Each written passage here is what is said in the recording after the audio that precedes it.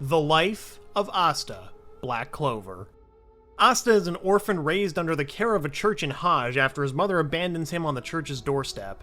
After turning 15, Asta receives a 5-leaf Clover grimoire with an anti-magic devil inside. He joins the Clover Kingdom's Black Bull squad of the Magic Knights and becomes a 3rd-class junior Magic Knight and temporarily a Royal Knight. Welcome to the Amagi. In today's video, we're going over the life of Asta. Before we begin, we publish a new video every day, so be sure to subscribe to our channel and ring the bell to get notified about our latest videos. The Amagi's reach stretches beyond just this channel, so if you're a fan of us, consider subscribing to our other channels and following us on all of our social media. Help us reach our goal of passing 100,000 followers on all of our accounts by the end of the year. Also, if you are subscribed to the channel, make sure to double check that you are actually subscribed. Sometimes YouTube unsubscribes users from channels, and you should probably double check. It really helps us out.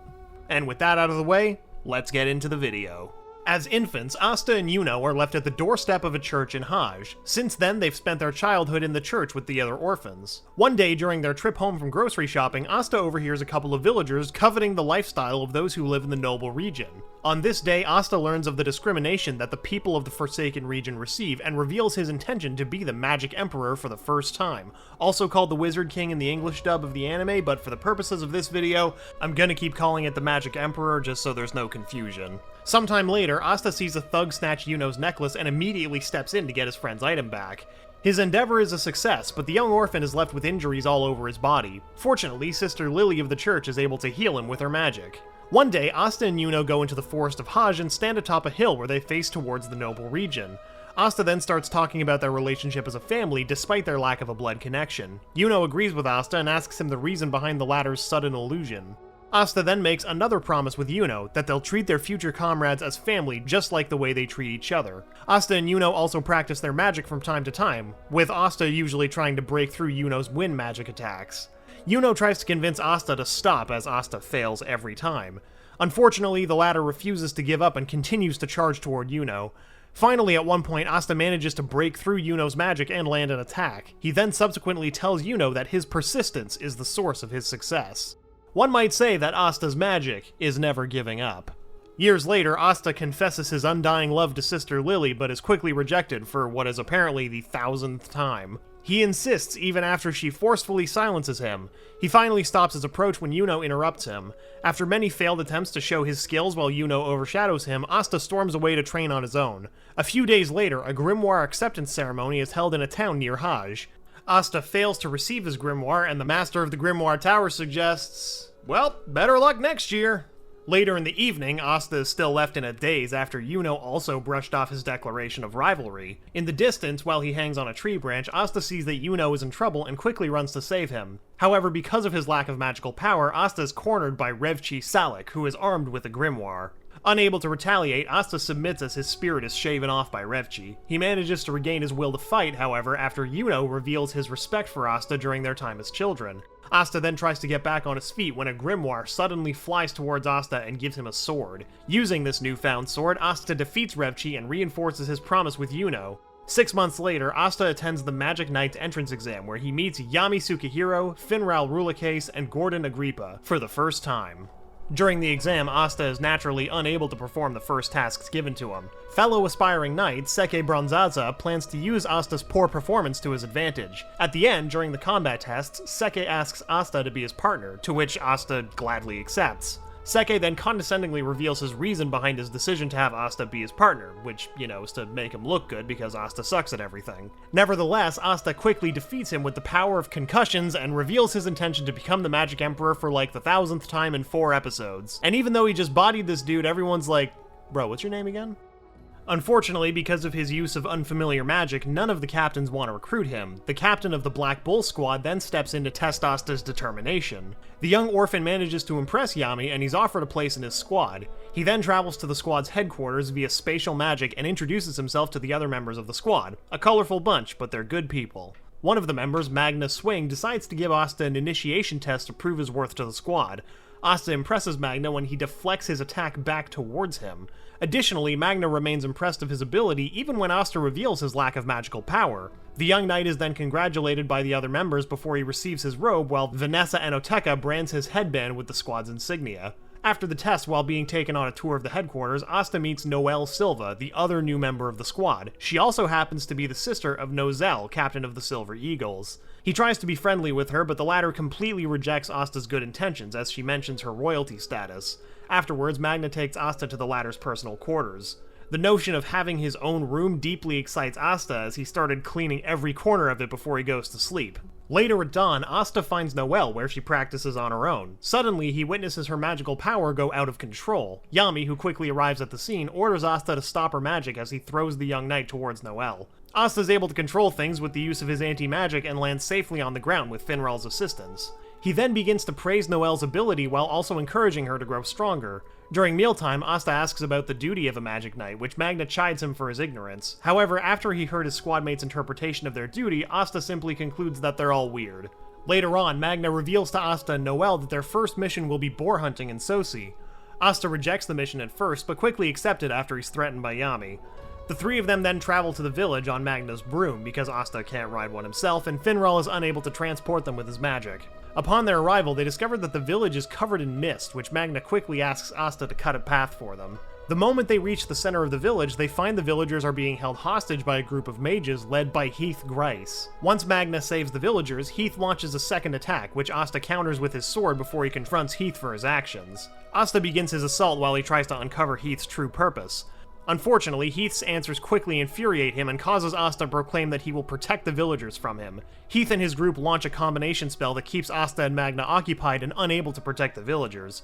Fortunately, Noelle casts a protection spell that shields all of them from their attacks. Asta quickly dashes towards Heath as soon as he sees an opening, but he fails to give effective damage because Heath had dampened Asta's momentum by freezing his standing ground. He then begins to receive a lot of damage from Heath, but still manages to regain his stance. Subsequently, Magna steps out of Noelle's spell and asks Asta to redo their initiation ceremony.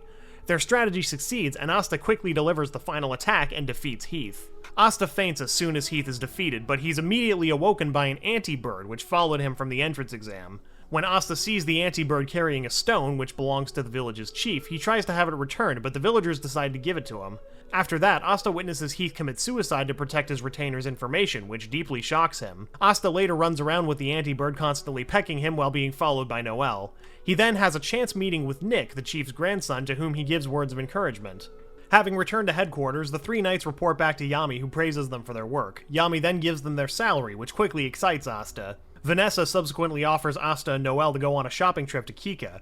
As they arrive, Asta becomes excited with the new experience and wishes that he could take the Hage villagers with him. After they're finished with their errands, Vanessa takes both of them to the castle town's black market, where Asta spots Magna at the casino. Additionally, the young knight encounters Seke, who tries to flirt with Vanessa and Noelle. A conversation later, a thief snatches an old lady's bag, so Asta quickly chases and immobilizes him before Seke delivers the final strike. Unfortunately, Seke finds himself paralyzed and attempts to give his final words, but Asta quickly stops and motivates him before Seke learns from Vanessa that he's fine. Asta returns the bag to the old lady and leaves with his squad mates. Sometime later, Yami informs Asta and the other Black Bull members about the appearance of a new dungeon. The Black Bull captain then explains that Julius Novachrono, the current Magic Emperor, has requested Asta to explore it, which quickly excites Asta, even though he knows nothing about dungeons. He then travels to the dungeon, which is located at the edge of the kingdom, along with Noelle and Luck Voltia. Immediately after, Asta drops their source of light, which causes them to walk in the dark before they reach the inner side of the dungeon. Asta then accidentally activates a trap when he whines about his inability to sense mana within the dungeon, but he's able to easily handle it. Asta and Noelle, however, face against numerous other traps, as Luck playfully activates all of them before he leaves them on their own. Another trap quickly emerges and immobilizes Asta. However, Yuno arrives at the scene and effortlessly saves him. Asta and Yuno's reunion is quickly set aside when Yuno's senior, Klaus Lunetz, begins a conversation with the Black Bull members where he believes that saving them is unnecessary. Asta and Klaus then start a series of arguments with Noelle and her cousin Mimosa Vermilion on their respective sides. At the end, Asta is unable to give an answer when Klaus asks them the whereabouts of Luck, and the argument begins to move towards the reputation of their captains. As the Golden Dawn members leave to conquer the dungeon, Asta and Noelle also begin their search for the center of the dungeon. Noelle starts to question their searching method because none of them possess any magic that could help them. They continue in their search to find the center of the dungeon when Asta suddenly stops after he hears a peculiar noise. Noel infers the possibility of it being the sound from Luck's fight. Asta quickly suggests that they assist him, but Noel argues by saying that their current priority is to conquer the dungeon. However, Asta decides to help Luck and manages to negate a spell that's about to kill him. When Luck's opponent, Lotus Humalt, asks for Asta's identity, he simply says that he's Luck's comrade. In contrast, Luck refuses Asta's help and charges towards his opponent. However, when Lotus is about to counterattack him, Asta interferes as he ignores Luck's request. Luck finally agrees to fight the Diamond Kingdom's mage together, but the opponent immediately traps them within a shroud of thick smoke. Asta tries to cut the smoke multiple times, but he quickly grows anxious due to its unlimited amount. As soon as Luck notices something after he remarked their opponent's sensory ability, he launches a barrage of lightning-based spell attacks to guide Lotus at a certain direction while Noel prepares to launch Asta towards him with her spell. Asta then delivers a wide swing at Lotus, and the latter remarks that he never encountered an opponent without magical power. Lotus then escapes along with his injured subordinates, and Asta fails to pursue him. Luck then suggests that they return to the main objective and head to the center of the dungeon. Upon arriving, Asta quickly activates his magic and saves Yuno from an attack. He then starts arguing with Yuno about the latter's circumstances, but decides to stop and join the fight. The fight begins as Mars creates multiple clone puppets with his magic. While Asta is able to easily destroy the puppet, the rest of the Black Bull and Golden Dawn members have a tougher time against them. Mars tries to launch another attack after he recreated the sword that was destroyed by Asta, but Asta easily cuts it apart. Asta then quickly dashes towards him and manages to break his armor and blow him away into the surrounding pool. However, Mars quickly prepares another attack by covering himself with an even larger armor. Mars's attack through the said armor is unable to give Asta significant damage, but the latter is still able to hold it together while sharing his ambition to protect. Mars tries to ignore him and launch another attack, but Asta manages to break through and render him unconscious. After Klaus restrains Mars, the Clover Kingdom's magic knights finally enter the center of the dungeon as Asta cuts down the door to the treasury. They are immediately in awe with the sight of treasures stored behind the said door. Asta quickly dashes in and starts tinkering with various magic tools within, until Nero forcefully leads him to a wall with a similar locking mechanism as the treasury door, albeit smaller, attached to it. Nero then starts pecking on his head when Asta expresses his lack of understanding of Nero's hints. Suddenly, Mars barges into the treasury and manages to land critical damage on Noel. As soon as Asta sees it, he immediately charges toward the Diamond Kingdom's mage, but is easily overpowered by Mars's new fighting strategy. The latter also manages to send Asta flying through the wall that Nero was showing him. Feeling helpless and unable to find any solutions to counter Mars, Asta sees Nero fly past him and further into the hidden room behind the wall. When Asta turns his head, he sees Nero landing on top of a sword covered in dirt. Asta quickly grabs the sword and manages to save both Mimosa and Noel just in time from Mars's incoming attacks. He then rushes towards Mars and is able to land an attack, but Mars's healing spell is preventing Asta from giving him any significant damage. Suddenly, Noel finally regains consciousness after Mars attacked her and immediately orders Asta to end the fight. Asta accepts her request and throws a slash to defend himself against Mars's incoming attacks. However, to his surprise, a stream of water is coming out of his sword as he neutralizes Mars's attacks. But Asta, unfortunately, is unable to completely stop his previous attack as a blade pierces his stomach. Asta then falls to the ground as he loses consciousness. After Yuno defeats Mars in an instant, Asta's newfound sword suddenly enters his grimoire with unknown writings appearing on the pages. Subsequently, the dungeon begins to collapse, and the fainted Asta is immediately taken by Luck as Yuno prepares a vessel for them to escape. Before he completely loses consciousness, Asta tries to reason with Klaus on taking on Mars with them. Unfortunately, they fail to fulfill Asta's wish and head towards the exit. As soon as they're outside, Asta is taken to a safer place for Mimosa to continue her healing process. The moment Asta awakes, Klaus quickly hugs him alongside Yuno as he acknowledges the two orphans. After the mission, Asta falls asleep for a week before he's awakened and given an order to give his report regarding his mission to the Magic Knight headquarters.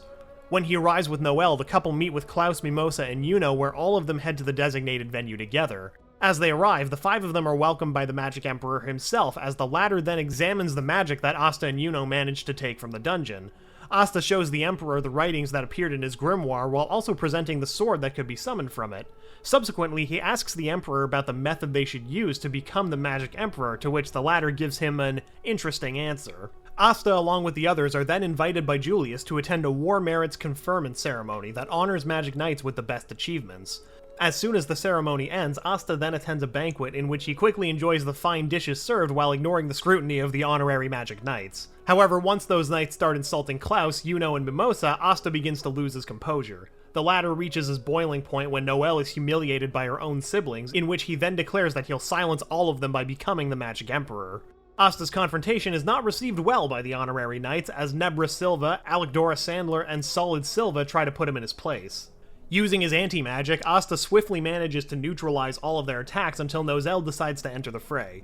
Nozel's intense burst of magical power reminds Asta of Yami's own burst of magical power during his entrance exam to the Magic Knights, and it sends chills to his body.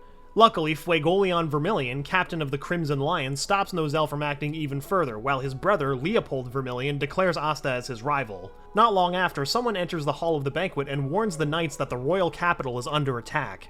After the sudden announcement, Asta then joins his fellow knights as they discuss their strategy for counterattacks. However, he immediately leaves them as he expresses that they're taking too long while the citizens are being attacked. Not long after, Asta manages to find the perpetrator of the invasion, Rades Spirito, as he defeats all of his opponents along his way. When he arrives, Asta immediately proclaims that he'll protect everything that Rades wishes to destroy, as he also manages to secure a little girl from the man. Hearing Asta's determination, Rades summons more corpses to attack Asta, but the boy is able to easily immobilize all of them. However, when Asta charges towards him, Rades summons a different and more powerful corpse, number 4, Jimmy. After Jimmy manages to scratch Asta's face with one of his magic bullets, Rades reveals that the bullets are composed of curse power as Asta begins to bleed from it. Rades then proceeds on ordering Jimmy to unleash a barrage attacks on Asta, but the latter is able to easily defend himself. Seeing this, Rades orders Jimmy to shift his attention to the little girl behind Asta. Asta immediately steps in front of her as he's forced into the defensive, trying to prevent any of the bullets hitting her. A bullet manages to scratch Asta on his side as he begins to bleed quite extensively. The said wound distorts Asta's concentration as several bullets are about to hit the little girl. Luckily, Noelle enters the fray and takes over the duty to protect the little girl. Asta immediately charges towards Jimmy, but Rades summons a number of corpses to prevent his advancement. However, Asta is able to go past them as Leopold assists him by burning all of the summoned corpses. While having both swords in hand, Asta manages to take Jimmy down and challenges Rades to a fight. Unfortunately, his opponent doesn't take to the challenge and summons another corpse, number 2, Alfred. Asta quickly struggles in the fight against Alfred as the corpse is constantly discharging lightning attacks and preventing him from closing the distance. As his wounds from his fight against Jimmy are getting worse, Asta's finally at the point where he's unable to avoid Alfred's attack. Luckily, Fuegoleon intercepts the attack by incinerating the corpse before taking over the fight from Asta. After hearing that Fuegoleon is acknowledging him, Asta tries to continue his fight before being stopped by the former. The Crimson Lions captain then asks Asta to watch and learn from his fight against Rades. Seeing a captain fighting in front of his eyes, Asta is quickly amazed by Fuegoleon's charismatic act of intimidating his opponent while raising his allies' morale. After hearing that the fight is over and that Fuegoleon has restrained Rades, Asta begins to talk to the captive about his approach of getting acknowledgement over his talents. A moment later, Asta hears a faint voice coming from Rades' direction before Fuegoleon is suddenly teleported away from them. While Noelle is trying to locate the perpetrator, Asta quickly charges towards a pile of corpses and smashes it apart and sees Valtos, the spatial magic user, come out of his hiding place.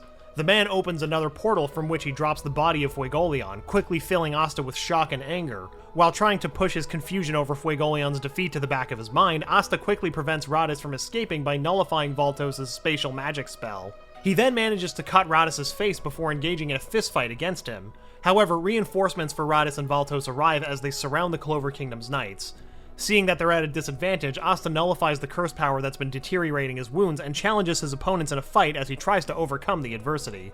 The fight begins with the 5 mages launching simultaneous attacks towards Asta, who manages to deflect them all. However, the mages easily neutralize the deflected attacks. The young knight then continues his ferocious assaults on his opponents alongside Leopold. In the middle of the fight, Noelle tries to protect them with a barrier spell, but one of the mages is able to easily neutralize it.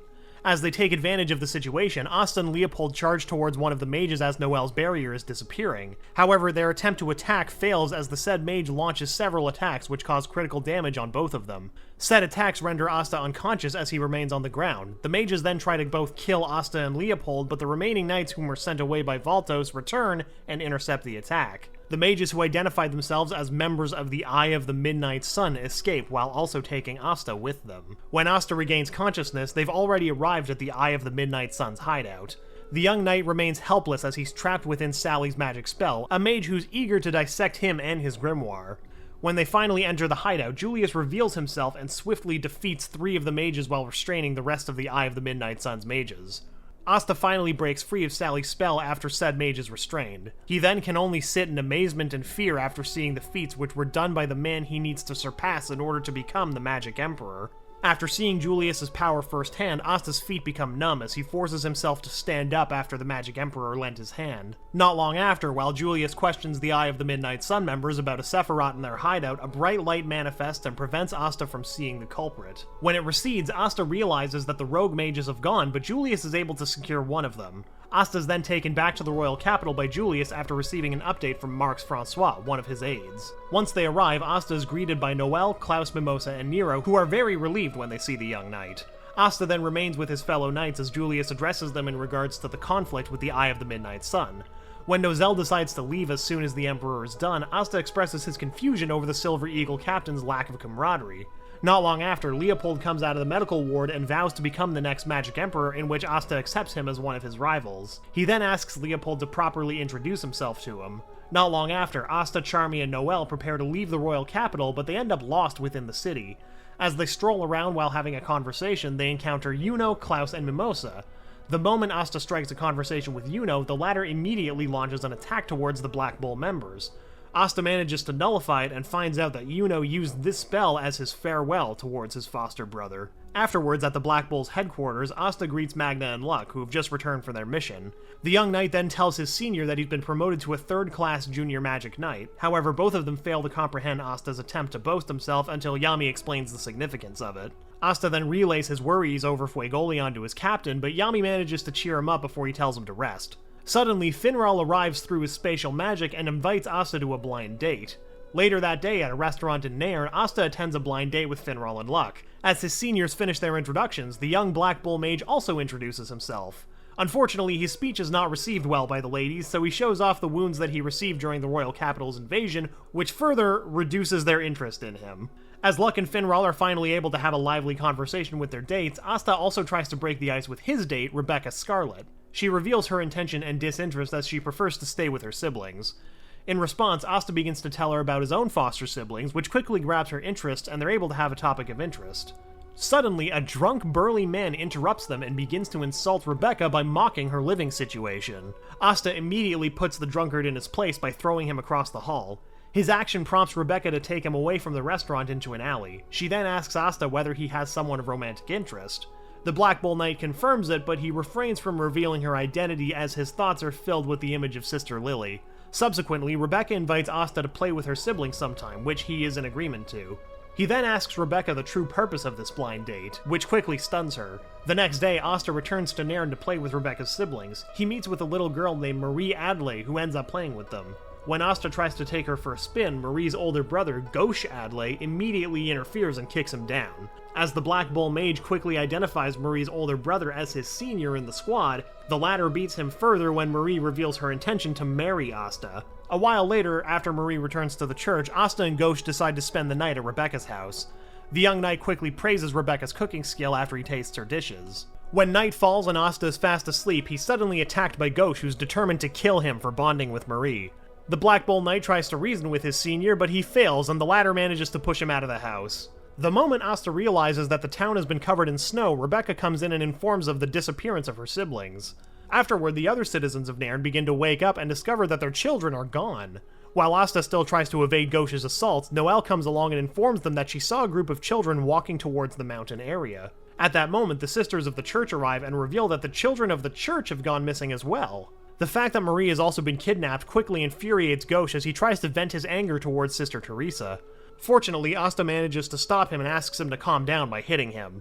As the young knight urges his senior to use the time to look for hints of the children's whereabouts, it reminds Gauche of the mirror which he gave to Marie that he could use to trace them. Asta, Gauche, and Teresa then leave Nairn to pursue the children after the young knight assures Rebecca of her siblings' safety. As they near the cave, Asta spots Marco Scarlet lying outside and asks Gauche to get closer. Gauche refuses and tells Asta to let go, which he does. Teresa joins Asta next to Marco, and Asta taps the boy on the head with the Demon Slayer sword, freeing the boy from the enchantment. After being healed, Marco doesn't want to be left alone, so Asta lends him the Black Bull squad robe as comfort. When Asta and Teresa arrive in the cave, she notices that the children's mana has been drained and may never be able to use magic, which infuriates Asta. As Barrow mocks them for not having mana, Asta hits him with the Demon Slayer sword. Asta threatens Barrow and punches the wall next to his head, saying that beating up Barrow won't undo the damage to the children.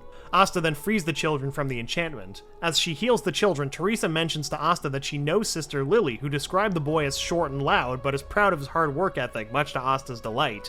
Asta demands to know how to return the children's mana. Suddenly, Sally appears from a portal and is delighted to see Asta.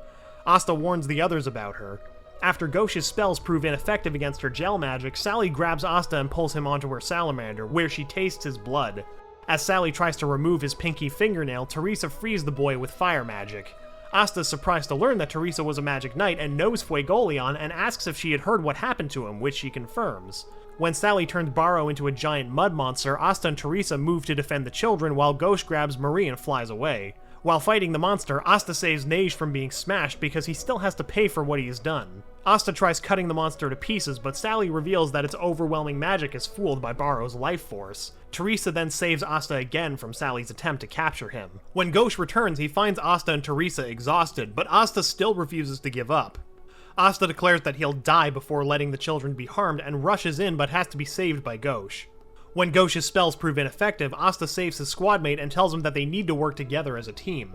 Ghosh agrees, which causes the Demon Dweller's sword to appear, and it fills with Ghosh's magic. Asta swings the sword and releases a flying slash of anti-magic light.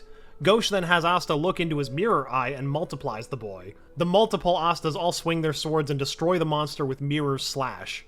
After the clones dissipate, Asta is attacked by Barrow, but Hage freezes his brother. Hage asks if they can be friends after he serves time in prison, and Asta agrees and thanks Hage for saving him. Suddenly, Hage and Ghosh are struck down by blades of light. Asta carries Hage over to the others behind Teresa, who raises a defense. However, she's struck down too. Asta then notices that Sally has disappeared and recognizes Licht, who formally introduces himself. Asta is then shocked to see that Licht has a 4-leaf clover grimoire like you know. Confused by Licht's speech about his victims, Asta points out that the Eye of the Midnight Sun attacked first. Rebuking the statement, Licht pierces Asta's leg and asks about the boy's grimoire. Asta tries to hide behind his larger sword, but Licht appears behind him and attacks. To Asta's surprise, Yami drops out of a portal and blocks the attack. Asta asks Finral to carry the injured back to Nairn and stays behind to keep fighting. Asta is impressed by Yami's ability to block Licht's attacks. Asta listens but gets confused as Licht and Yami relate their backstories. The boy is shocked when Licht admits to injuring Fuegoleon. After Yami injures Licht, the captain tells Asta to do the same, much to the boy's disbelief. Yami then instructs Asta in how to use Ki and orders him to take out Valtos. Asta listens for Valtos' attack but is still hit, and Yami kicks him for just using his ears. He needs to use all of his senses. Asta concentrates and manages to reflect Valtos' attack back, hitting him in the chest. Angered, Licht lashes out and causes a cave-in, but Asta and Yami use Ki to dodge the rocks. Yami orders Asta to take on Licht, but changing his mind, orders the boy to finish fighting Valtos. Asta is distracted by Yami and Licht's fight, and Valtos tries to interfere. Yami then threatens Asta again for not dealing with Valtos. Asta charges forward, and Valtos attacks from multiple angles at once. Asta reflects some of them back, but Valtos escapes before they hit. As the assault continues, Asta's numerous injuries are taking their toll. In a desperate attempt, Asta tosses his swords aside, tempting Valtos to fire a larger attack. Asta then jumps through the portal and punches Valtos. Asta marvels at Yami's massive injury to Licht. When Licht decides to unleash his most powerful spell, Asta believes Yami can handle it, but the captain reveals that it's too much for him.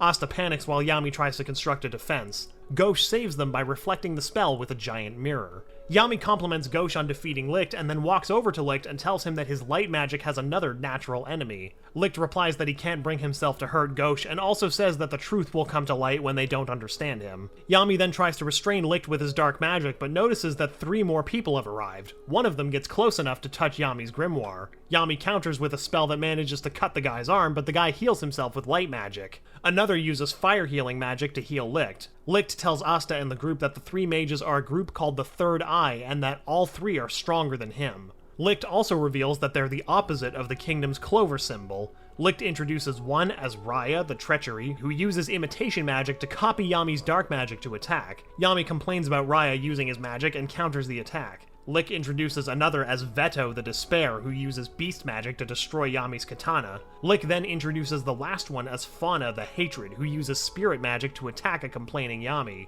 Yami continues to counter the 3's attacks until 3 other Magic Knight captains, Nozel Silva, Charlotte Roselay, and Jack the Ripper arrive to help. When Asta decides to join in the fight, Nozel stops him and tells him that he'll only get in the way. Veto gets excited about facing new opponents and encourages the other two join him. Raya agrees to fight for Licht and charges at Charlotte. Jack attacks Veto with his slash magic, which Veto easily dodges. Veto notices that Jack is the captain of the Green Mantis, and Jack tells him not to underestimate him. Nozel decides to attack Licht, but Fauna blocks the attack with her fire magic. Everyone notices how intense the battle is, however Licht says that the captains will ultimately lose to them since they're loved by Mana. Licht then thinks about how they have to get the grimoire that Asta has back, but notices that Yami has appeared from above. Licht prepares to counter Yami until Asta suddenly shows up and wounds Licht with his sword. Yami compliments Asta for surpassing his limits and wounding Licht. Licht suddenly begins to glow, and Veto reveals that the seal on Licht has been broken. Licht then angrily asks Asta why he has those swords, which Asta says that the grimoire and swords belong to him. The light within Licht then suddenly starts to expand, which Jack decides to attack, but his slash is absorbed by the light. Veto, Raya, and Fauna quickly surround Licht and seal him within Crystal, and then teleport themselves, Licht, and Valtos away. Jack, Nozel, and Charlotte think about how strong their opponents were and that they have to run away. Asta is excited that they have won, but he falls unconscious from exhaustion. Later, Asta wakes up in her room and wonders where he is. Marx Francois then appears and tells Asta that he's at the Magic Knight's headquarters and thanks Asta for his hard work. Marx then introduces himself and asks if Asta can help them with his anti-magic swords.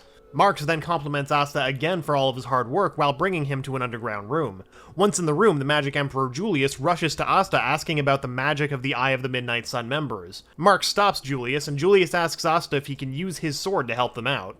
Asta brings out his sword and undoes the spell that's on two prisoners. Marx then activates his magic and begins to question them. The 7 squad captains then meet up where the prisoners are, and Charlotte asks Julius if they're able to get any information out of them. Julius replies that they're able to get a lot of information, actually. Julius then asks the prisoners who's working with them, which the prisoners reveal that Gelder Poizot is working with them. Gelder says that he would never betray the kingdom, but Charlotte and Jack say that they've heard that Gelder's had his hand in some dirty stuff. Gelder then says the prisoners are lying, but Marx says that his magic is absolute. Yami tells Gelder to just have Marx look into his memory to clear his name, but Gelder opts to take the high road and uses his magic to disappear, which is something that innocent people do. Charlotte reveals that Gelder's magic allows him to disappear and have all magic pass right through him. The captains try to go after Gelder, but he creates an army to block the captains. Gelder thinks about what he had to do to get to where he is, but Asta suddenly appears and attacks him. Asta manages to dispel Gelder's magic, but Gelder says that he's still Magic Knight captain. Ril Boy Mortier then uses his magic to restrain Gelder. Nozel asks what Ril is doing, which Ril replies that if he didn't step in, then the others would have brought the whole building down. Marx then uses his magic to reveal everything that Gelder had done. Julius tells the other captains not to reveal any of this to the public and to investigate their squads for other traitors. Later, in a room within the Magic Knight's headquarters, Julius apologizes to Yami and Asta for having them stay. Julius comments about how sad it is to be betrayed by a comrade and that he's probably made a lot of mistakes because he became the Magic Emperor so fast. Yami tells Julius that he picked the wrong guys if he just wanted to talk. Julius reveals to them that the Eye of the Midnight Sun are after jewels called Magic Stones, and that was the reason Fuegoleon Vermilion was targeted. Julius also says that they're not going to let them get the last 3 stones, and that they know the location of them. Julius reveals that one Magic Stone is located in a Grand Magic Zone, the Seabed Temple. Asta asks what a Grand Magic Zone is, which makes Yami angry and threaten to crush Asta's head for his ignorance. Julius tells Asta that a Grand Magic Zone is an area that has strong fields of mana that cause magical phenomena. Julius also says that the Seabed Temple is especially dangerous and that the dungeon that Asta conquered was just the tip of the iceberg. Yami says that their mission is to just get there and get the Magic Stone before the Eye of the Midnight Sun. Julius responds that it's only a job that the Black Bulls can do. Julius thinks that there has to be a traitor in the Magic Knights, and also wonders if Yami will even do the mission, but Yami says that he will if that's an order. Yami then salutes Julius and says that he's going to prove that Julius hasn't made any mistakes. Julius is pleased to hear Yami's answer and then tells Asta that his anti-magic will be a big help to the squad in the zone, and Asta then also salutes Julius while saying that he'll do his best. While Yami and Asta are leaving, Asta comments about how someone amazing has expected something of him, which has never really happened to him before. Yami slaps Asta's back and says that he led Asta into the Black Bull squad and to do his best, so, like, there's that. That happened beforehand. The Black Bulls then head out to Rockway for their mission from the Magic Emperor, and also to have its requisite beach episode. A week later, Noelle's confidence wavers during her training. Noelle hears someone screaming and Asta jumps toward her with a crab pinching his toe. Both find out that they were both training and Asta suggests that they train together since he can help her if she loses control of her mana again. Noelle tells Asta that she's not going to lose control again, but he can stay if he wants. Suddenly, both of them hear singing and notice a girl on the beach. As Asta and Noelle wonder who the girl is, she notices that she's being watched and comments about how embarrassing this is. But she takes it all in stride. The girl decides to be friends with Asta and Noelle and introduces herself as Kahono. Noelle introduces herself and Asta as Dorksta, which Kahono comments about how that's a unique name. Asta replies that Noelle was just making fun of him by calling him that. Noelle then asks what Kahono is doing out here, and Kahono replies that she's practicing her singing. She also tells them about her dream of becoming an idol, while also explaining to them what an idol is. Kahono notices that Asta's fatigued and uses her magic to heal him, which amazes Noelle at how well Kahono's accuracy is. Kahono comments about how funny they are and asks how old they are, and they all find out that they're all 15. Kahono then asks if they'll be friends with her, a request that Asta and Noelle agree to with varying degrees of begrudgingness. Out of them becoming friends, Kahono tells Noelle that she's suppressing her mana too much and that that's the reason for her losing control. Kahono also explains how one can only truly concentrate after they clear their mind, to which Asta agrees and says that his best swings are from when he's not thinking. Kahono then asks what Noelle's best memories are and tells her to try thinking about her family, but Noelle just thinks about how her family just insults her for being a failure and how she doesn't like them that much, so it doesn't work. But Noelle thanks Kahono for the advice anyway and continues training. Afterwards, the Black Bulls enter the Seabed Temple and are directed to the High Priest, who pranks them with some of his magic. The High Priest tells the Black Bulls that if they want the Magic Stone, then they're gonna have to play a game. Magna asks the priest how he knows what they're after, and he says that these old eyes are a little special. The High Priest asks if they want to play, and Yami replies, sure, cause they don't have much other choice. Upon being asked what the game is, the priest says that they're going to play the Temple Battle Royale and uses his magic to summon the other priests. He then uses his magic to teleport both the Black Bulls and the priests to other locations. The High Priest tells the players the rules of the game and that he'll also be interfering with the game to make it a little more fun. Asta, Gauche, Magna, and Luck each suddenly encounter an opponent whom the 4 Black Bulls easily defeat. Elsewhere, Asta is defeating the same monster when he comes across the Swordfish Priest who has defeated a large monster. The priest notices Asta and introduces himself as Kyoto. Kyoto also tells Asta of his dream of being a dancer that everyone wants to see, along with how they're not able to enter the kingdom, and he does this while giving Asta a dance performance that comes kind of out of left field. This show is wild. Kyoto then says if the priests win the game, then they're going to be allowed to enter the kingdom. Kyoto suddenly attacks Asta, who counters and reveals his dream of becoming the Magic Emperor. Kyoto gets excited and continues his clash with Asta. As their battle continues, Asta thinks about how it's hard to read Kyoto's moves. Kyoto says that he has the advantage with his Buto magic and continues to assault Asta. Asta tries to mimic Kyoto's magic, which he says isn't going to work. Kyoto attacks, but Asta manages to dodge by copying Kyoto's dancing style. Kyoto is shocked when Asta uses this chance to knock one of his swords away. After Veto and the Eye of the Magic Sun invade the temple, Yami Tsukihiro and the High Priest make an announcement and change the rules, so Kyoto and Asta postpone their fight. The two boys make their way towards Veto's location, and Kyoto senses the types and strengths of magic there. When Asta asks how Kyoto evaded his ki, the priest explains about his magic. The two boys are then surprised by the explosive clash of magic from Magna and Luck's combined spell. After blocking Veto from attacking Magna and Luck, Kyoto and Asta team up to attack Veto, after the terrorist threatens the lives of the temple's citizens. The boys unleash a flurry of attacks but are pushed back. Veto insults them, but the two attack again with renewed vigor.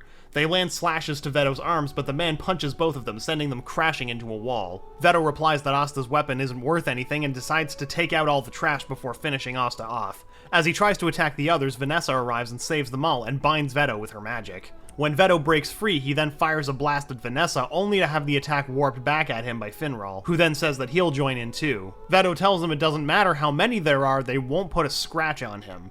Vanessa tells Noelle to protect the wounded and says that if they get hit by Veto, they're dead. Finral says they're all insane, and Vanessa says that she'll reward him, causing Finral to get excited. Vanessa uses her magic to bind Asta's hand to his sword and tells him that he'll have to be the one to attack since his attacks are the only ones that'll work. The fight begins when Asta charges at Veto, who counters by firing a blast.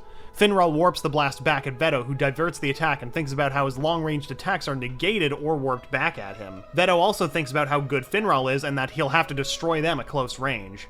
Asta uses a portal to get behind Veto, who easily notices and goes to attack. Vanessa uses her magic to change Asta's direction, which shocks Veto. He looks up, but Asta's jumped through the portal to appear below him and lands a hit while saying that he's going to defeat him with his weapon. Asta then continues to jump through portals, and Veto says that they're all insects to be crushed and that he can easily follow Asta's movements, but notices that he actually can't anymore. Veto notices that the sword stuck in his body is weakening the magic that was strengthening his body, and that he's been relying on magic to fight this whole time. While pulling the sword out of his body, Veto comments about how it's impossible for him to lose to mere humans, and Asta tells him that everyone Veto has fought has not surrendered to him. Veto then yells out despair, and Asta attacks, saying that Veto loses. As the others celebrate, Veto gets back up and releases a large cloud of mana, planning on self-destructing and taking the entirety of the Seabed Temple with him. Yami then arrives, telling the others to let him handle the rest.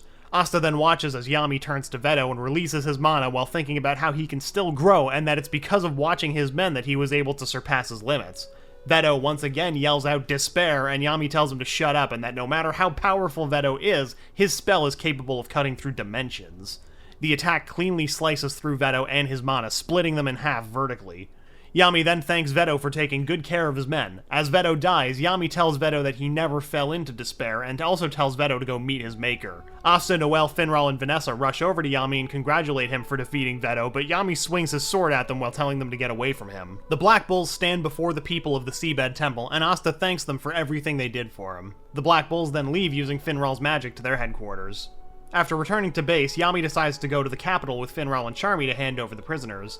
Asta asks if he can come too, to which Yami says, yeah, if he wants. When they get to the capital, Asta says that he can never get over how big it is, and Yami tells him to shut up. Yami tells Finral that he can do whatever he wants, and Finral thanks Yami and leaves to look for some ladies. Yami, Charmy, and Asta then meet up with the Magic Emperor and reveal what they had found out about the enemy. Julius says that he'll have a group autopsy Veto's corpse and interrogate the prisoners. Yami then hands over the magic stone, and Julius compliments them for doing a good job. Julius reveals that they lost a few magic knights from the fight at Rockway, and compliments Yami for not losing a single member. Julius thinks about how Yami's gotten stronger, and how people questioned him when he put Yami as captain of a squad. Julius also thinks about what Yami told him, and tells Yami how he's become an amazing magic knight captain. Julius then compliments Asta for his achievements, and that he expects great things from him. Asta then asks for Julius's autograph, and Yami says that he'll give Asta his autograph, between his eyes. Mark suddenly contacts Julius with his magic and reveals that there's an invasion. Julius asks what happened, and Mark reveals that the Diamond Kingdom has attacked their border.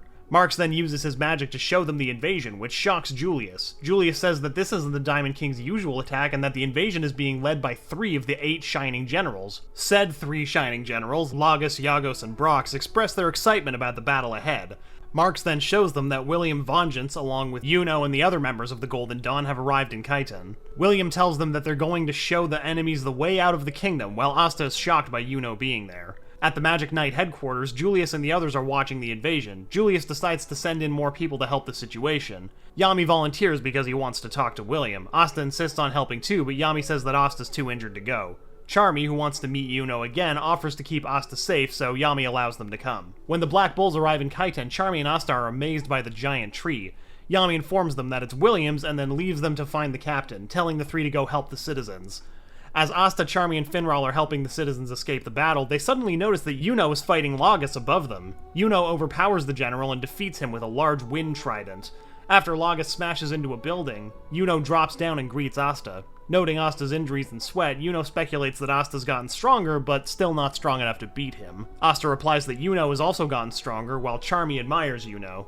As Yuno and Asta continue to chalk, Sylph gets angry and demands to know who Asta is. The 2 boys explain, but Sylph misunderstands. Langris Vaude then arrives and harshly criticizes Finral. Asta asks who Langris is, and Finral reveals that Langris is his younger brother and the vice captain of the Golden Dawn. When Langris continues insulting Finral, Asta tells him to stop, but Finral interrupts and asks if that's all true. Langris says that the Black Bulls aren't needed since all the enemies have been defeated. However, when Langris calls Asta and Charmy children, Finral tells him not to insult the Black Bulls. Iagos then appears and attacks Langris, but the vice captain cuts through the mucus. The general has surrounded himself with the captured citizens and attempted to dissuade Langris from attacking him. Langris accepts that he'll have to kill the citizens to defeat Iagos. Asta refuses to let that happen since Magic Knights are supposed to protect the citizens. Asta, Charmy, and Finral decide to face Iagos. Charmy's sheep fluffy cushion launches Asta towards Iagos, and when Iagos tries to attack, Finral warps Asta above Iagos. Asta pulls out the Demon Dweller sword and dispels the snail, freeing the citizens. Shocked that his spell was negated, Iagos attacks again, but Finral warps Asta behind Iagos. The boy crashes into the general's back, knocking Iagos unconscious. Before Asta falls to the ground, Yuno grabs him with wind streams and comments about how messy his fighting style is. Finral then tells his brother that the Black Bulls will defeat the Golden Dawn. Iagos later lays bound in cotton, while Finral tells Asta and Charmy that since everything has been calmed down, they should go meet with Yami. Yuno and Asta bid each other goodbye, and Charmy tries to talk with Yuno, but instead gets into a fight with Sylph again. After the Black Bulls leave, with Finral dragging Charmy, Finral asks Asta if he's okay with leaving things as is, to which Asta says that they'll meet again on another battlefield. Both Asta and Yuno say that they're aiming to be the Magic Emperor. Back at the castle, Yami is carrying Asta by the head, asking if Asta has a sickness that makes him fight all the time. Asta defends by stating that his body moved before he thought about what he was doing. Yami states that he wants a doctor to take a look at Asta. Yami takes Asta to Owen, the kingdom's greatest doctor, who once reattached Yami's arms when they were severed and who serves directly under the Magic Emperor. Owen says that he's heard about Asta from Yami when they went drinking together, while Asta thinks that because he serves under Julius Novachrono, he must be amazing.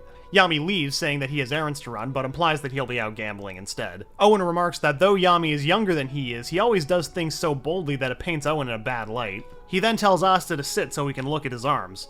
Using his magic, he examines Asta's broken arms. He compliments Asta's muscles, to which Asta replies that it's because he works out all the time. Owen remarks that his magic allows him to see inside body structures to the parts that need fixing, and that he'll be inputting the necessary mana to do the healing. However, he wears a grim expression as he examines Asta. He tells Asta that his arms are hit by an ancient curse spell, and that his arms can't be healed since there's no magic that can currently undo the damage that's been done in the kingdom. Later, Asta returns to base and joins in on the party that the Black Bulls are having. After eating and performing party tricks, Asta then says that he's tired and excuses himself from the room, which confuses everyone. After Finral secretly explains Asta's situation to the others, on his own outside, Asta sits on a large rock staring up at the moon. He reflects on Owen telling him that he can no longer wield a sword, and then on himself claiming that not giving up is his magic. He recalls various battles he's fought, and finally, he remembers Yuno's face. As he sits alone, shaking, the rest of the Black Bulls watch him worriedly from behind a tree and some rocks. Asta finally shouts that he will not give up. Everyone is astonished at Asta rants about making a lemon cake to go with the lemonade he's making with all the lemons life is throwing at him. He says that he'll find a way to get his arms healed or find a way to fight without them. Noelle is relieved in particular. The next day, Asta goes to greet everyone, but notices that only Yami is there. Asta asks where everyone is, and Yami replies that he doesn't know. Asta wonders if they're all out having fun, but notices that someone's outside and heads to the window. He sees Noelle and Finral and wonders what they're up to. Noelle says that they've gotten everyone to their destinations, to which Finral replies that he doesn't know why they're not up front about looking for a way to heal Asta. Noelle suggests that it's because Yami would get mad at them since it's not a mission, and Asta would tell them not to worry about him. Asta then leaves the building and starts to cry. He comments that he had always hated that he was born without magic, but in place he was blessed with wonderful teammates and friends. Back at base, Asta is exercising when a portal is created, and Finral and Noelle arrive, with Fonzel Kruger, Mariella, and Dominante Code appearing as well. They quickly take Asta and head out, while telling Asta that they'll explain to him about where they're going later, arriving at the Witch's Forest. Outside the forest, Asta and the others arrive, at which time Domina tells them that the Witch Queen canvasses the entire forest with her magic, and that they'll have to use cloaks that she invented to get in. After explaining everything to Asta, the group enters the Witch's Forest in two groups. Once inside, Noelle spots a golem, which Domina explains what the golem's purpose is and how they are protected by the cloaks. Suddenly, the men's cloak comes off and they're all swarmed by golems. They quickly race to the Queen's palace and make it to the palace with Finral's magic. Once inside, they find Vanessa unconscious on the floor with the Witch Queen standing over her. Asta yells at the Queen to leave Vanessa alone, but the Queen responds by saying it's her duty to discipline Vanessa for leaving and that it doesn't concern him. Asta says that he doesn't care and charges at the Queen. Finral creates a portal which Asta jumps through and appears behind the Queen, but the Queen easily defends herself.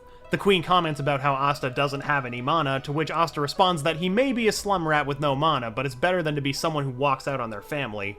The Queen then comments about how Asta is the one that Vanessa was talking about, and how Vanessa could become her slave if she would heal Asta's arms. When two armies approach the forest, the Witch Queen displays them for the infiltrators to see. When Asta sees the Diamond Kingdom and the Eye of the Midnight Sun approaching, he sees both Mars and Fauna on each side. When the Witch Queen asks the infiltrators for assistance, Finral and the others agree to help defeat the two armies in exchange for the Witch Queen healing Asta's arms, which she then does. Asta is surprised that his arms are completely healed and even notes that they feel stronger than ever, with Asta starting to work out to prove his arms are better. The Black Bulls are ecstatic, but reprimand Asta when he immediately suggests going out to fight. The queen tells him that she held up her end, so now it's their turn, to which Asta responds that he will hold up his end and he thanks her for healing his arms. Fonzel tells Asta that he's happy his arms are healed and that along with Domina and Mariella, they're going to face the Diamond Kingdom's army, which Asta says that's fine and, don't die. As members of the Eye of the Midnight Sun begin to capture witches in order to make them their slaves, Asta shows up and frees some of them. Asta asks one of the witches if they're okay, but the witch attacks Asta and flies away. Asta wonders what that was for, which Vanessa explains how the witches think that they're the greater sex. Noelle starts to put out the fires while Vanessa gets angry and says that she'll protect her home. The squad leader of the Eye of the Midnight Sun manages to get a hold of some witches and expresses how he can't wait to have fun with them. Asta asks Vanessa if she can throw him towards the enemy, which Vanessa says that she can, but she won't be able to pull him back.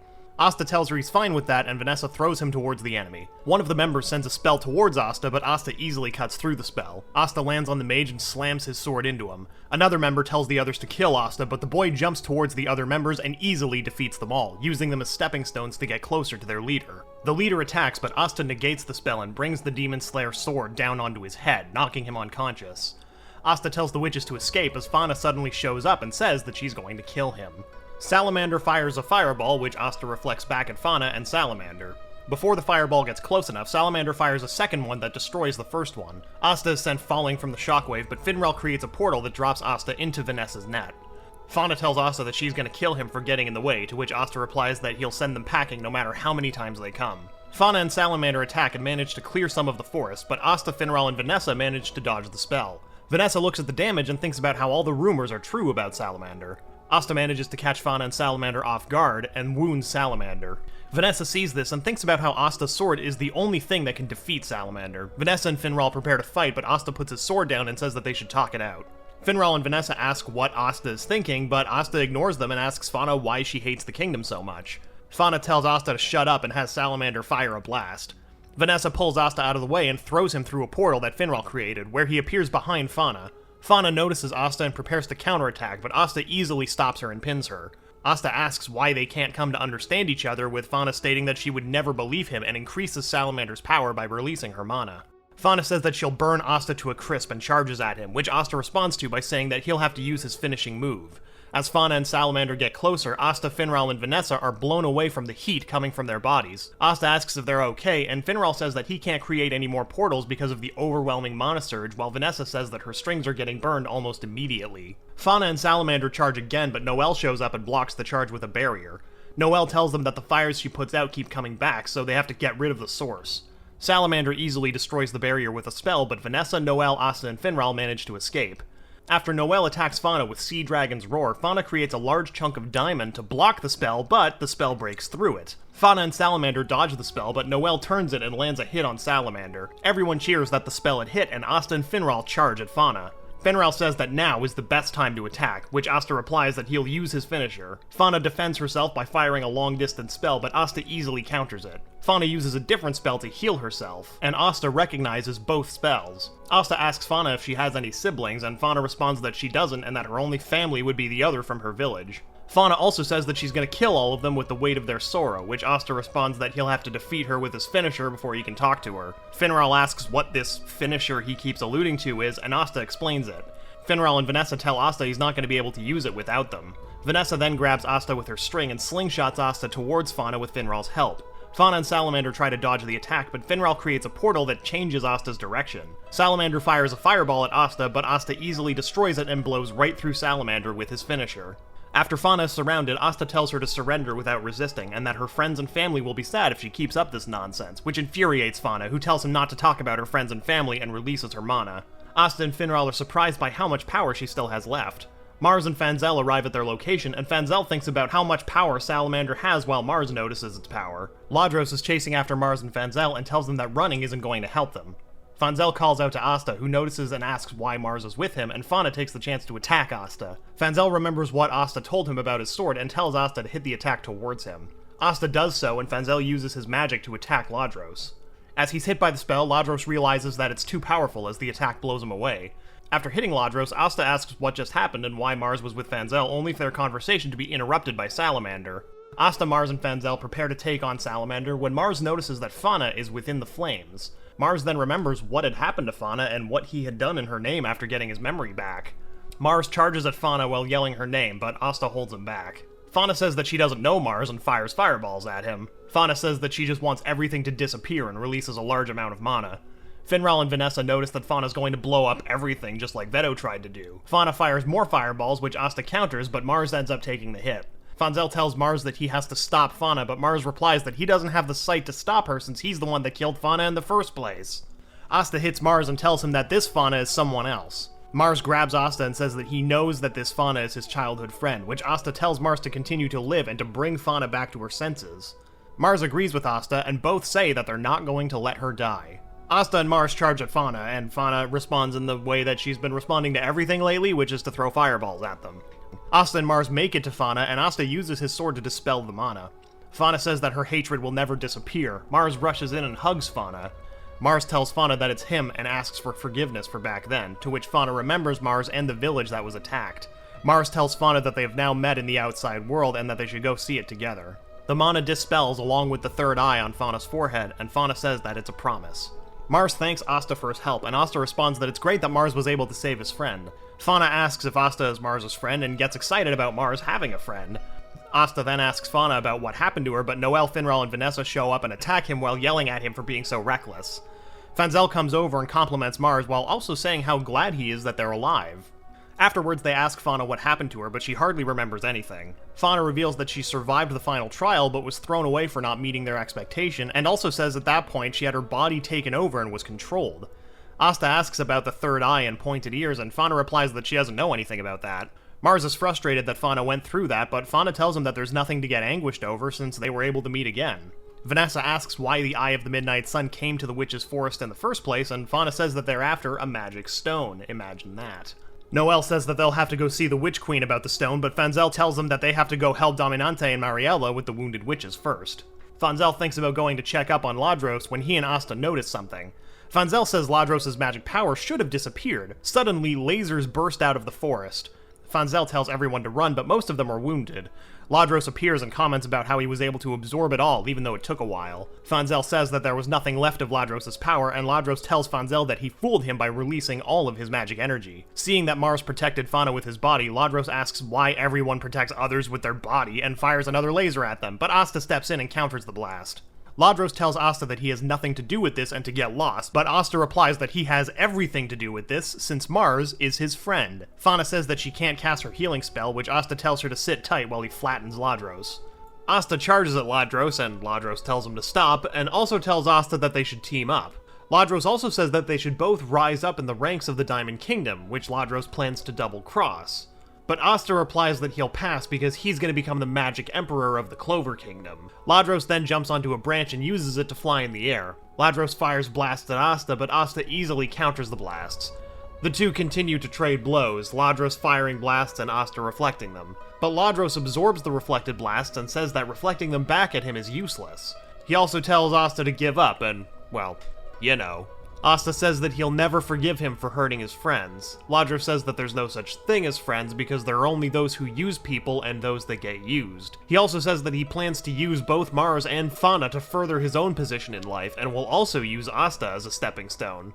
Asta throws his sword into Ladros, and Ladros starts to lose his mana. He notices that he can't pull the sword out, and he falls to the ground. He starts to panic about how everything is falling apart, and he tells Asta to stay away from him. Asta tells him that he didn't get where he is on his own, and also says that his friends are there to help each other rise. Asta then tries to knock him out, but he quickly escapes and uses reinforcement magic to pull the sword out. Ladros quickly grabs Fauna and tells her to bring out her powerful magic. Fauna says that he doesn't know what he's talking about, so Ladros then attacks Mars and threatens to kill him. Fauna tells him to stop, and then Salamander appears and attacks Ladros. Ladros absorbs Salamander and comments about how his mana is very high quality. Asta charges at him, but Ladros easily pierces Asta's shoulder from a distance.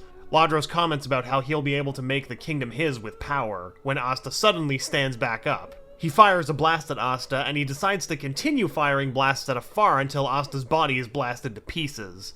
After the Witch Queen decides to intervene with her magic, Asta looks back up, while a black mass surrounds Asta's arm and withers the grass around him. Asta stands back up, with the black mass having surrounded his arm and created a horn along with a wing.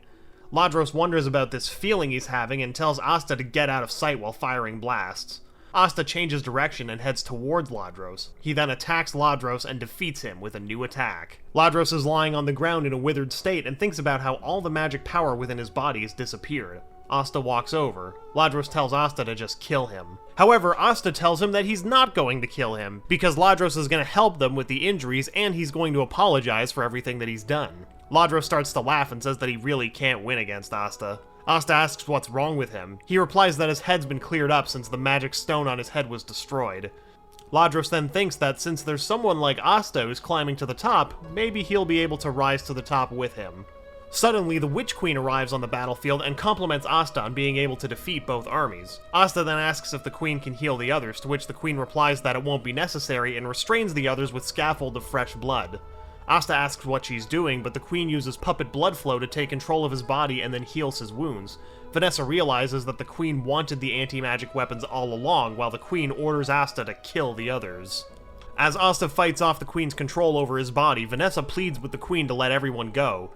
When she refuses and orders Asta to kill Noelle, Vanessa's magic surges and a new spell appears in her grimoire, and a red cat made of thread sits on Vanessa's head. After unleashing the cat's power, Vanessa frees Asta and the others, defeating the Witch Queen.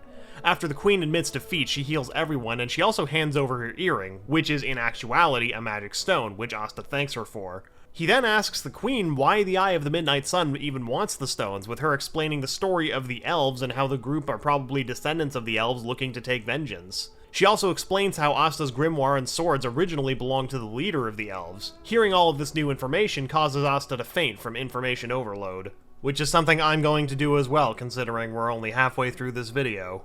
Later outside the forest, Asta and the others see Mars and his group off, with Mars telling Asta that he'll come to his aid since they're friends now, and Asta agrees and says that he'll come help Mars if he's ever in trouble. Later, Noelle, Asta, Vanessa, and Finral arrive back at headquarters. Asta tells Yami that his arms are healed, but Yami reacts calmly. Asta then reveals that they found another magic stone, which surprises Yami. He then orders Asta to go buy some booze, and Asta says that he'll do that, while Yami also welcomes Vanessa back, and she replies happily that she's home. Days later, Yami orders Asta to take a break since Asta's been working too much, and Asta questions what he'll do without missions. Yami then tells Asta and Noelle that there's a festival coming up. Finral reminds them that the squads compete over how many stars they obtain, and that the event decides which squad comes in first place for the year. Finral also says that this is the biggest annual festival that takes place within the kingdom, the Star Awards Festival. Before Finral can leave, Asta asks him for a favor. Once the Black Bulls arrive at the festival, Noelle and Asta are amazed by the sights, while Yami, Vanessa, and Charmy rush off to enjoy the festival. Asta and Noelle meet up with Kahano and Kyoto, who are brought by Finral. Kyoto and Kahano are amazed at the festival and thanks Asta for inviting them. Asta asks if Kyoto brought his leg, to which Kyoto says that he has, and even reveals that it had been preserved with water magic. Asta then opens a bottle containing the Witch Queen's magic, which heals Kahano's throat and Kyoto's leg. The two are overjoyed and hug both Asta and Noelle. Kahano sings, which attracts the attention of the other festival goers. Kahano comments about how they should have fun and live this day to the fullest since the festival only happens once a year. She then suggests that they should have a double date, much to Noelle, Asta, and Finral's shock.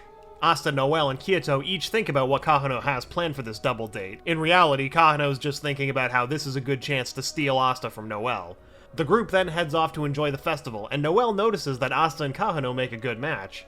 Suddenly, Kahano asks Asta what Noelle means to him, when they notice a crying girl before Asta can answer her. While everyone insults the crying girl for being a peasant, Noelle walks over and asks why she's crying, as if everyone insulting her for being a peasant isn't a good enough reason to be crying. When the girl doesn't stop crying, everyone puts on a show for the girl, which succeeds in making her stop crying. The girl then reveals her name is Emma and explains what had happened, and Kahano uses her magic to spread the girl's name around. Emma's mom shows up and thanks them for helping her little girl, while also noticing that Noelle is a member of the royal family. The mother apologizes for what has happened, but Noelle just gives a speech about how even though she is a member of the royal family, she'll still extend her hand to anyone who's in need, and that everyone has a right to enjoy the festival. Asta suddenly remembers Kahano's question and says that he likes Noelle, which causes Noelle to blast Asta away. Kahano then comments about the two and decides to enjoy the festival with Noelle alone. Elsewhere, Asta wonders what's wrong with Noelle for doing that when he overhears some people talking about a beautiful woman. Suddenly, a nobleman approaches the woman for her to accompany him for the night, but gets angry when she ignores him. Before Asta can intervene, the woman defeats him and his men. Asta recognizes the magic and realizes that the woman is the captain of the Blue Rose, Charlotte Roselay. Charlotte starts to torture the man and his men for trying to use her as an accessory, and Sol expresses how excited she is for witnessing her power. Asta tries to stop Charlotte before she kills the man, but runs into Sol, who remembers him. After getting into an argument with Asta, Sol tosses him away and forces Charlotte to wear the dress that she had brought. As everyone expresses at how amazing Charlotte looks, Sol and Charlotte get angry at the men. After watching the events between Yami and Charlotte play out, Asta notices that people are heading to the Great Hall for the ceremony. As the ceremony begins, Julius appears before the people and thanks them for gathering today. He informs the crowd that he'll be presenting the award today and that the king will be taking the stage after him. The royal king, not the magic emperor or the wizard king, like the king. Julius then explains that he's presenting the awards because of their aggression with the Diamond and Spade kingdoms and their battle with the terrorist group of the Eye of the Midnight Sun. I just realized all of the kingdoms were named after card suits. Wow. Julius then explains that he's presenting the awards because of their aggression with the Diamond and Spade kingdoms and their battle with the terrorist group the Eye of the Midnight Sun, and how the people of the kingdom have become victims because of this. Julius also explains how they hold this ceremony to award those who have protected this kingdom. Julius then asks the crowd to cheer for the Magic Knight captains as they all come out. The crowd takes notice of the new captains of the Crimson Lion and Purple Orca, and also the absence of Yami and Charlotte. As Julius prepares to announce the rankings, the Black Bulls remain indifferent in comparison to the crowd's excitement. Julius announces that the Golden Dawn has taken first place with 125 stars, to no one's surprise. Julius then calls Yuno, who comes up on stage with Sylph, as the one who received the most stars within the Golden Dawn, which surprises Asta. As Julius prepares to announce who will be coming in second place, the crowd wonders will it be the Silver Eagles, the Crimson Lions, or the Blue Rose. Julius announces that the Black Bulls have come in second place with 101 stars, which shocks everyone, including the Black Bulls themselves. As the crowd wonders if the Black Bulls have cheated, Rebecca Scarlet and a little girl that Asta protected vouches for them. Julius announces that the Black Bulls have legally obtained all their stars within a short amount of time and asks any members of the Black Bulls to appear on stage. As all the members of the Black Bulls decide to let Asta take the stage for them, Yami throws Asta onto the stage. As Asta reaches the stage, Asta and Yuno greet each other and suddenly start an argument over who will get the most stars next year. Julius tells the crowd that Asta and Yuno are the strongest rookies from the newcomers of this year. As the crowd is amazed about the two, Seke Bronzatza announces that both Asta and Yuno are peasants from the Forsaken Realm of the kingdom. As the crowd wonders if both Asta and Yuno really achieved their stars, Yuno suddenly releases his mana. Yuno launches a wind magic spell at Asta, which Asta easily counters with his Demon Slayer sword. Asta comically asks what Yuno is doing all of a sudden, since that could have killed him, and Yuno simply replies that if he had killed Asta, then Asta wouldn't have been worth that much. As the crowd is amazed by Asta and Yuno's power on display, a shocked Seke thinks about how they're on a totally different level. After the demonstration, Julius announces that both Asta and Yuno have worked the hardest to get to where they are, and that they should overcome their difference in rank and lead their country to victory. The crowd agrees with Julius and cheers Asta and Yuno, as they look on towards the crowd cheering and think about how far that they've come. After the results for all the other squads are revealed, an upset Rill, whose squad came in last, complains relentlessly to Asta, with Yuno looking onwards wondering how someone like Rill is even a captain. Yuno and Asta are both left speechless but unimpressed when Augustus Kira Clover XIII takes the stage. The king announces the Royal Knights selection exam, but Asta questions why the king is the one choosing the knights. Yuno and Asta openly discuss the king and his lack of achievements, so Augustus orders their execution. Julius steps in and talks the king down. Afterwards, Julius talks alone with Yuno and Asta and warns them not to be arrogant in the coming exams. As the boys make their way down the tower stairs, they witness Marileona Vermilion berate the Crimson Lion squad. They overhear Marileona mention training in a hot spring, which Yuno considers easy while Asta considers it fun. Overhearing them, Marileona grabs both of their heads and forces them to join the training. She carries them to the Yule Team Volcano Mountain Trail after also picking up Yami and Charlotte and Noelle, with Sol shortly following them to the training grounds. Leopold welcomes Asta and Yuno to train with him and challenges Yuno, declaring that they're now rivals because they're both Asta's rivals, but Yuno does not care. Marileona forces everyone onto the path, and most struggle to withstand the heat. Suddenly, both Yami and Charlotte rush past everyone and easily head up the trail. As everyone's amazed by the captains, Leopold figures out that the captains are using mana skins to avoid the intense heat of the Grand Magic Zone. Leopold, along with the Crimson Lion squad, get motivated by this and says that they can head up the trail since they can use mana skin too. Yuno uses mana skin to head up the trail, Leopold sees him and follows him. Sol begins to head up the trail with the desire to enter the hot spring with her captain Charlotte. As everyone's moved on, Asta's left behind while still trying to continue up the trail when he drops to his knees. Marileona suddenly shows up and tells Asta to go home since there's only so much he can do without any mana. Leona continues to say that there's more than one way for Asta to reach the goal, but Asta gets back up and says that he's not going anywhere since his dream is built on what he accomplished. Asta then realizes that he has no idea how he can head up the trail, but suddenly remembers the form that he took during his fight with Ladros. Asta tries to transform into that form, but it only angers Leona, who decides to just leave Asta. Asta recalls back to that time and decides to jump into the magma to activate it, but realizes that that's a little too reckless. Asta remembers what Leona told him and starts to think about what he is capable of. Asta realizes that he can sense ki and begins to sense the ki within himself. As Asta starts to let the anti-magic into his body, he suddenly transforms into that form. Once he's entered that state, he suddenly starts to rocket to the top. Up the mountain, Leopold, Noel, and the rest of the Crimson Lion squad run into a magical life form. As Leopold and Noel start to argue on who should take the magical life form, Asta suddenly appears and murks the life form before heading up the trail. As Asta manages to catch up to Yuno, both of them manage to reach the top of the volcano, and Asta starts to head into the magma. Leona releases her mana, which causes Asta to head in her direction. As Asta tells Leona to run away, she responds saying that she's not going to run and hits Asta into the ground. As Leona compliments Asta while also saying that it's not enough, Asta agrees and thinks about how he still has to train to control that form. Leona says that Asta may enter the hot spring and to strip, which shocks Asta. After reaching the hot springs, Asta and the others realize that there are women with them, which prompts Sol to use her earth magic to create a divider between the springs to separate the men and the women. On the men's side, Leopold is challenging Yuno again, and Asta decides to join in. Yami, ever the amazing role model, tells them that what they're doing is lame and that they should try to peek on the women's side. As the Crimson Lion men wonder if they should peek, Yami tells them that since they're born men, they should peek. These are Yami's opinions, and not the opinions of the Amagi. As Yami asks Yuno to join in, Yuno refuses, and Yami gets angry, but Asta comes to his rescue. Leopold comments about how his brother wouldn't peek, and Yami responds that they shouldn't be like Fuegoleon and that they should surpass him. Leopold and the Crimson Lion men all agree and decide that they're going to peek. Yami then asks Asta if he's going to join in, but Asta says that he's not going to since his heart already belongs to another, which shocks everyone. Days later, as the Royal Knights selection exam begins, Julius and the King begin to explain the rules, and then begin to reveal the teams. Asta's teamed up with Mimosa, along with a purple orca member named Xerx Lugner. As they wonder who Xerx is, a mage rudely shows up late to the event, announcing himself as Xerx Lugner, who looks rather different than how people remember him, which makes sense considering this is Zora assuming Xerx's identity.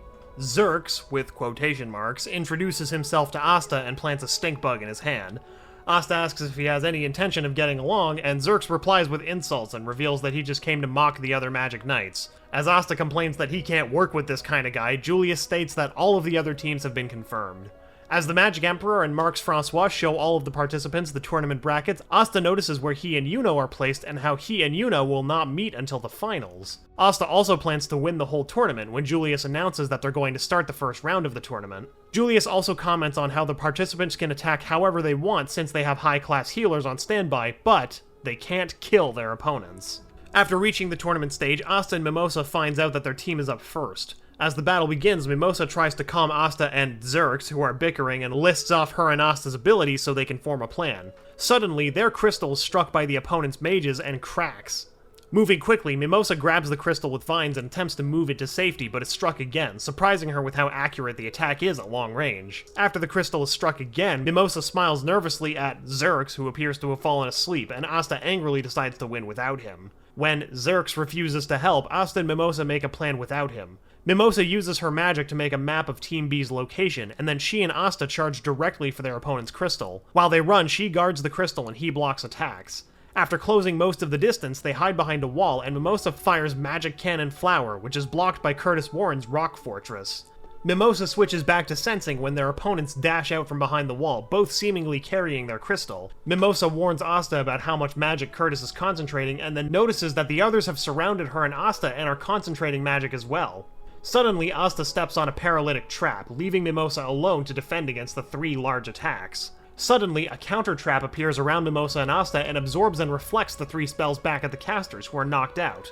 As she heals Asta, Mimosa questions on what happened and notices Xerx walking past. When the rogue threatens Curtis, she recognizes the ash magic and recognizes that Xerx set the traps. After Zerx destroys the crystal and Team B wins the match, Mimosa finishes healing Asta, who confronts their troublesome teammate. She questions when Zerx had the time to set up such large traps, but he refuses to answer. Team A are then escorted out of the field. Magna tells Team B to leave the field, with Soul asking who made him all high and mighty. As Magna begins arguing with her, Asta asks them who their teammate is. He complains to the team about their performance not being beautiful while introducing himself. As Asta questions this introduction, Mimosa, who's embarrassed, introduces him to her older brother, Kirsch Vermilion. As Mimosa and Kirsch talk, Kirsch notices Asta, who greets him. Kirsch's face turns dull and he tells Asta to not speak with him so casually, which shocks him. Kirsch explains why Asta is not beautiful and how his training is for the weak, which Asta counters by saying that he was weak and that he made his muscle his weapon. Kirsch also explains how Asta's fate was already decided for him, and Mimosa tells her older brother to win his next match so that she and Asta can defeat him. After winning the second match, Kirsch asks the other Magic Knights how beautiful his fight was, but insults Asta when the boy compliments him. Kirsch then says that in their next match, he will crush Asta like the cracked bowl that he is. Asta counters that a cracked bowl lasts longer, but Kirsch points out that only a poor person would continue to use a cracked bowl. Asta then watches the remaining matches, including Yuno and Noelle's, and is happy when they win. Before the fifth match, Asta questions who would be named Cross, but Mimosa explains that it's X, and it's probably for anonymity. Asta's creeped out and surprised when a weird Magic Knight starts laughing and reveals himself to be Rill. His butler, Walter, also appears to Asta's shock, and when Asta and Rill greet each other, Walter offers the boy some tea. As he sips some tea, Asta realizes that the taste is too high class for him. Walter then thanks him for being a friend to Rill. Afterwards, Asta congratulates Yuno and Noelle as they return to the platform. Julius then calls for the battlefield to be rearranged for the second round, and Asta notices Zerx twitch at this. You know what, I'm just gonna start calling him Zora because he is Zora, and not actually Zerx. So, from now on, this guy I'm gonna be calling him Zora because that's his name. Before the next match, Asta asks Zora if he was bothered by his traps getting moved, and after the rogue reveals that he placed them the night before, Asta demands to know where they're located. Zora refuses to tell, so Asta decides to deal with them himself. At the start of the match, Kirsch covers the battlefield with magic cherry blossom blizzard, so Asta unleashes Black Hurricane, which nullifies all of the cherry blossoms and traps, aggravating both Kirsch and Zora. Asta declares to Zora that he wants to fight as a team. Once the group formulates a plan, they split up with Mimosa and head towards Team C's crystal. Kirsch manages to locate Asta and attacks him with his dance of 100 million cherry blossoms, which Asta deflects while retreating soon after. He runs towards an opening within a nearby cliff where he taunts Kirsch into following him. Kirsch senses the trap set up by Zora and utilizes his cherry blossom clones in order to set them off. As Kirsch rushes towards Asta to finish them, he falls into a pit set up by Team B, where Asta jumps into the pit to flatten and knock out Kirsch. Zora starts to set a trap on top of the hole until Asta hears a familiar sound behind him. He turns to see Magna racing towards them. Magna says he won't get close to give Asta the advantage of fighting as their distance guarantees him a win. He throws a fireball, which Asta notes that he can hit easily. Asta is shocked when the fireball disappears though and hits the crystal.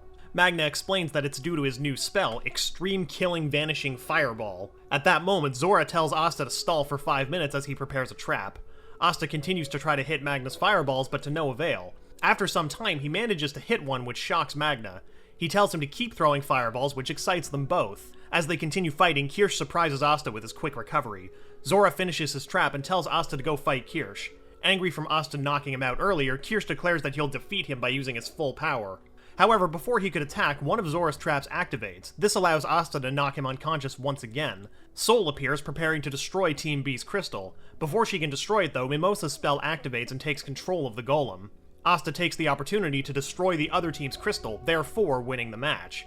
Afterwards, Zora calls out the improvements that Team C needs in an insulting way, and Asta tells him that he's being a jerk. They clear the battlefield and watch Finral's match against Langris. When Langris prepares to launch an attack, Asta senses that he's felt this feeling before. He and the other participants are amazed by the fight. Asta calls out to Finral as he lies on the ground unconscious. Despite the match being over, Langris prepares a spell to kill Finral. At that moment, Asta, Luck, and Magnus surround Langris. Asta tells him that the match is over and that there's something wrong with him. He tells him how Finral said Langris was actually kind, but Asta says Finral is nicer than anyone and is a true Magic Knight. He says Langris is not a Magic Knight, which angers him, obviously. Langris asks the Magic Emperor if he could fight Asta before the next match. Instead of waiting for an answer, he proceeds to just launch an attack at Asta anyway.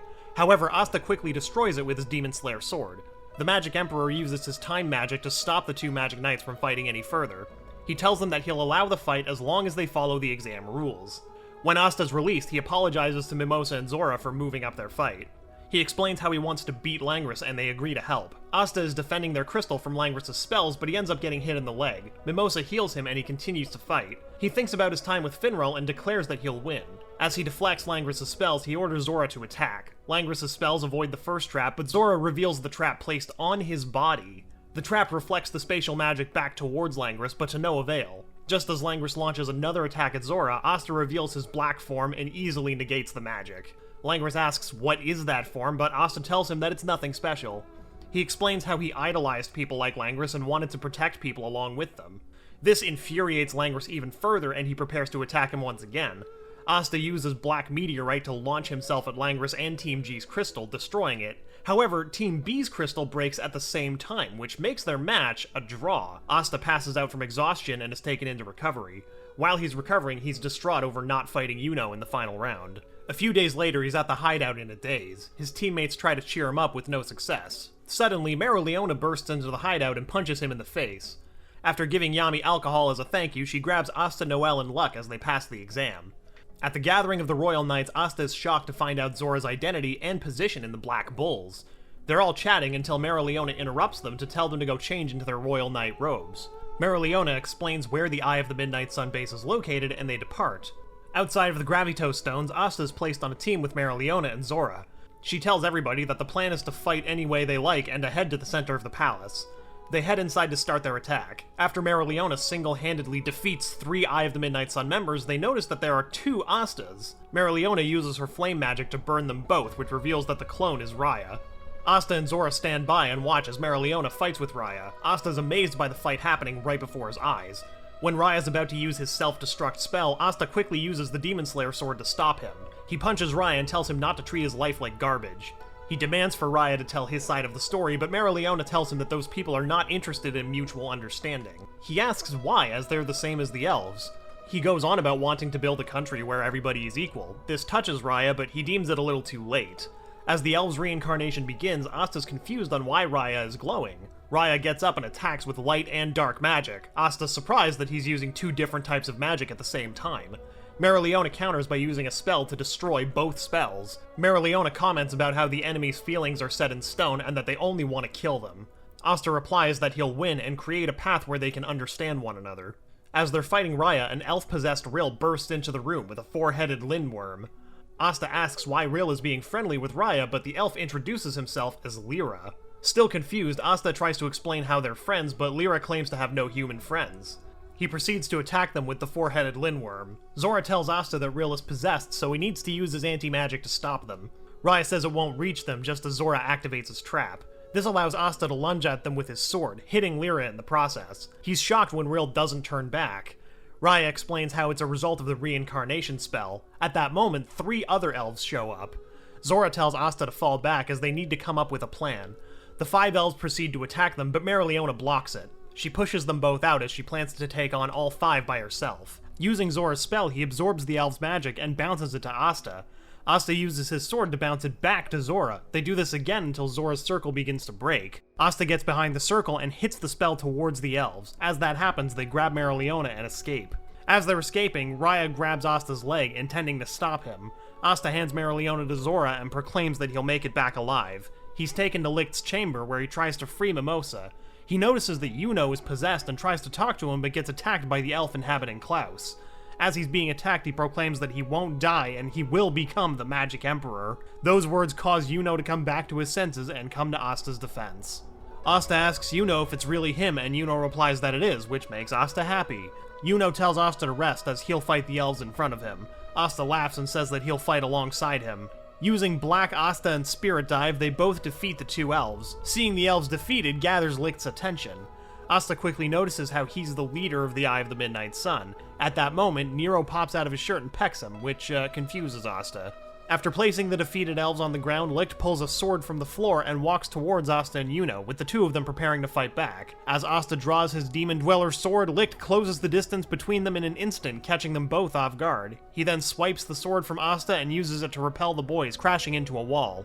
Asta's heavily injured by the attack and loses his black form in the process. He thinks about how powerful Licht is and that his body is unable to move anymore. Still able to fight, Yuno proceeds to fight back against Licht alone, with the elf on the verge of victory. However, before Licht can release his final attack, Asta regains the use of his black form and charges into the air, surprising the elf and striking him together alongside Yuno. Licht then releases a magical blast from the Demon Dweller sword, which sends Asta and Yuno crashing out of the air all the way through to the bottom of the dungeon and down to the ground below, with Yuno using his magic to protect them and Mimosa as they're all sent crashing into the water below them. After surviving Licht's attack, Asta, Yuno, and Mimosa are met by the other surviving members of the Royal Knights and later regroup with them outside of the dungeon. While being healed by magic items given to them by Nozel, Asta and the others are informed about the elves attacking the kingdom, with Nozel stating that the kingdom needs to be saved even if it means killing the possessed magic knights. After Noel suggests saving them instead of killing them, Asta and the others agree, with Nozel accepting the decision and creating a vessel for everyone to travel back to the kingdom. As they pass over the Forsaken Realm, Asta and Yuno notice that many villages in the area are being attacked by elves, including Hage. Despite asking to stop to defend Hage, Nozel refuses, stating that the capital takes priority. However, he does allow Asta and Yuno to go alone, telling them to catch up with them later in the capital. After departing, Asta and Yuno manage to arrive in time to stop the elf from killing Nash, Sister Lily, and the rest of their foster family. After complimenting Nash for his bravery, the two step up to fight against the elf, holding back many of their attacks. After hearing that Father Orsi was poisoned, Asta leaves the elf to Yuno and goes to the father's side to help. Asta tries to dispel the poison with his Demon Slayer sword, but he's unable to remove it. After failing with the sword, Asta notices the sword that he grabbed from Licht appearing from his grimoire and tries using that, which ends up removing the poison from the father's body. As the anti-magic flows out of the sword and absorbs the poison in all the citizens, Asta gets an idea and returns to Yuno's side to fight the elf. After having a path opened for him by Yuno, Asta jabs the elf with the new sword, which dispels the reincarnation magic and exorcises the elf's spirit. After realizing that the sword could be used to save everyone possessed by the elves, Asta happily shows it off to Yuno, who then states that he was the one who did most of the work in defeating the elf. After being thanked by everyone in the village, Asta and Yuno leave with the formerly possessed magic knight, now heading straight for the capital to help save the kingdom. After traveling for a while, Yuno tells the others that they're going to reach the Common Realm soon. Yuno also says that he can sense elf magic coming from two directions, which leads to Asta suggesting that they split up. Asta also suggests that Yuno take the Purple Orca member since he has his sword. Yuno agrees with Asta while also commenting that they can use the poison plant magic to stop the elf from moving. Both Asta and Yuno then agree to meet up at the capital. As Asta makes his way towards the town, he notices a bolt of lightning from the sky. After reaching the town that was being attacked by the elf, Asta shows up in time to see that the magic knight who was attacking the town was Luck, and that he was possessed by the spirit of Rufel.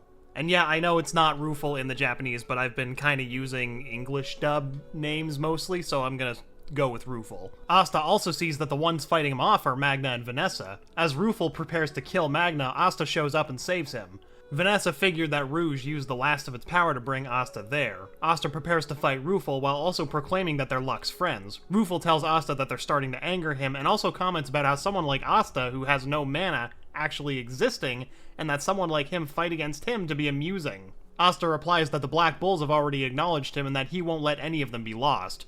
As Asta joins the battle, Rufel is shocked by Asta's ability to follow and counter his movements, and begins to change tactics. As Asta begins losing ground in the battle, he asks Magna and Vanessa for help to deal with Rufel's attacks.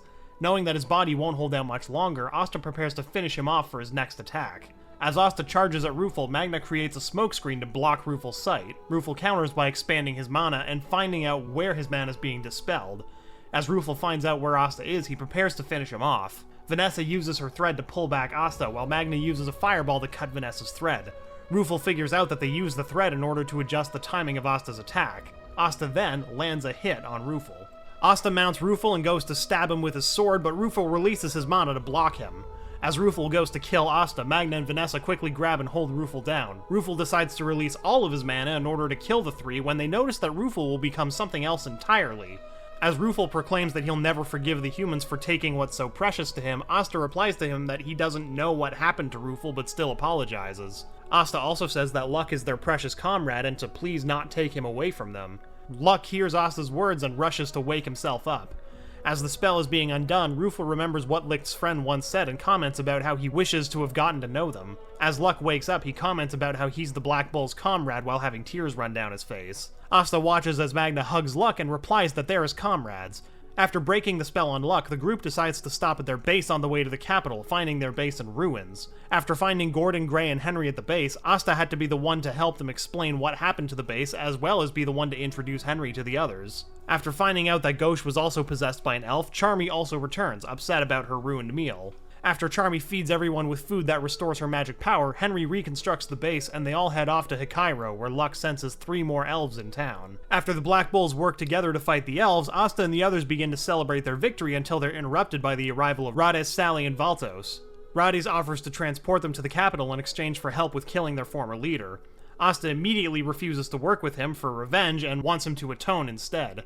After relentless arguing with one another, Asta finally manages to convince him, as well as Sally and Valtos, to help him save the country, with all 3 accepting Charmy's food, and Valtos transporting the base right to the capital. After the Apostles of Sephira arrive to summon the Shadow Palace, the base is warped into Clover Castle's courtyard, and everyone then begins to fight off several elves in the area. When the group of elves is defeated, the Coral Peacock's captain, Dorothy Unsworth, arrives, possessed by the elf Rave, who pulls part of the base into her glamour world. Meanwhile, Patoli, alongside Gauche, who is possessed by the elf Drowa, combines their magic to destroy the rest of the base, with Gordon and Gray cushioning everyone's fall. After Rades and Valtos decide to leave, Drowa tells Patoli to head to the Shadow Palace while he deals with the humans, with Henry telling the others to get away from him. Just then, Noelle and Zora arrive, much to everyone's surprise, and after which Yami and Jack also arrive, seeing Patoli headed to the Shadow Palace and deciding to follow him there. Before he leaves, Yami tells him that they can handle things from there and tells them to surpass their limits, to which everyone agrees, as if Asta hasn't been surpassing his limits for the last 30 episodes already. After Yami's departure, the Black Bulls proceed to battle Drowa. With help from his sister, Drowa creates multiple mirrors and uses them to reflect his sister's magic, paralyzing everyone. Asta then manages to use his new sword to free himself, along with Henry, Gray, and Gordon. After noticing that Asta's wielding the Demon Destroyer sword, Drowa becomes angry and attacks Asta, stating that his sword does not belong to him. With Gray and Gordon as backup, Asta manages to slowly turn the tide back in their favor. Asta then goes into detail about knowing all of Gauche's spells and that he knows him well enough to deal with them, even if he's possessed. Asta, Gordon, Henry, and Gray then begin to explain what kind of person Gauche is, and that they'll get him back.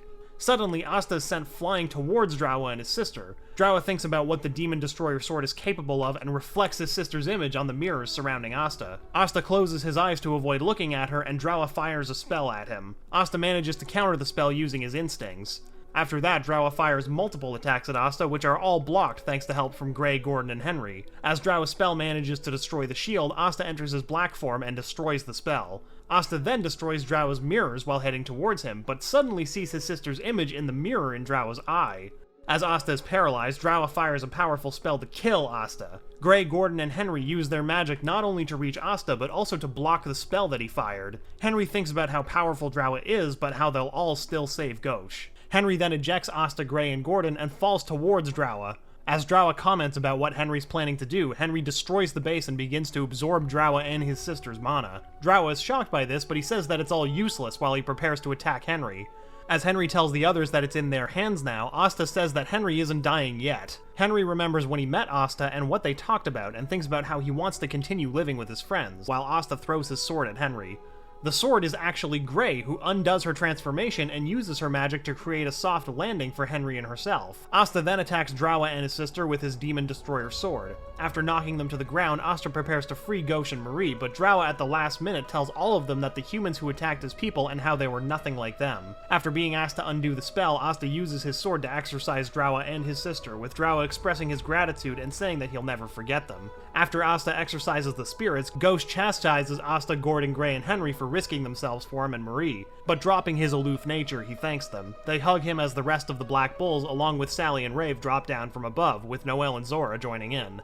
After exorcising Rave, Asta happily states that the Black Bulls minus Finral were together again. As the group prepares to follow Yami into the Shadow Palace, they're attacked by 2 elves, but Fuegoleon and Marileona arrive and defeat the elves. As the gate to the Shadow Palace is shrinking, more possessed Golden Dawns attack, so the Black Bulls and Kirsch remain to hold them off while the captains, Asta, Noelle, and Mimosa fly to the gate, with Yuno and Charmy briefly following them into the gate right before it closes. As the Magic Knights pass through the gate, they travel through a strange space that disrupts mana, with Nozel stating that this space was the border between the living and the afterlife, which causes Asta to panic. After entering the Shadow Palace, the group is separated from one another immediately, with everyone being sent to a different area of the palace. Asta slams into a floor face first and Mimosa lands on him, smashing his head into the stone. Mimosa quickly apologizes and uses her magic to heal him. As she's healing Asta, they notice that the others aren't with them and wonder where they all are. As Asta's healed, he notices that he can use his black form again and thanks Mimosa. She then maps the layout of the Shadow Palace, which impresses Asta. Mimosa identifies that the large rooms each have an elf in them and that she and Asta are in a corridor that connects 2 rooms. She then says that everyone was scattered and that they'll have to defeat the elves in order to meet up with everyone else. She also notices that Licht is in the topmost room. Asta says that they'll just have to defeat all of their enemies and rendezvous at the top where the boss is. Asta and Mimosa head up to the room above them.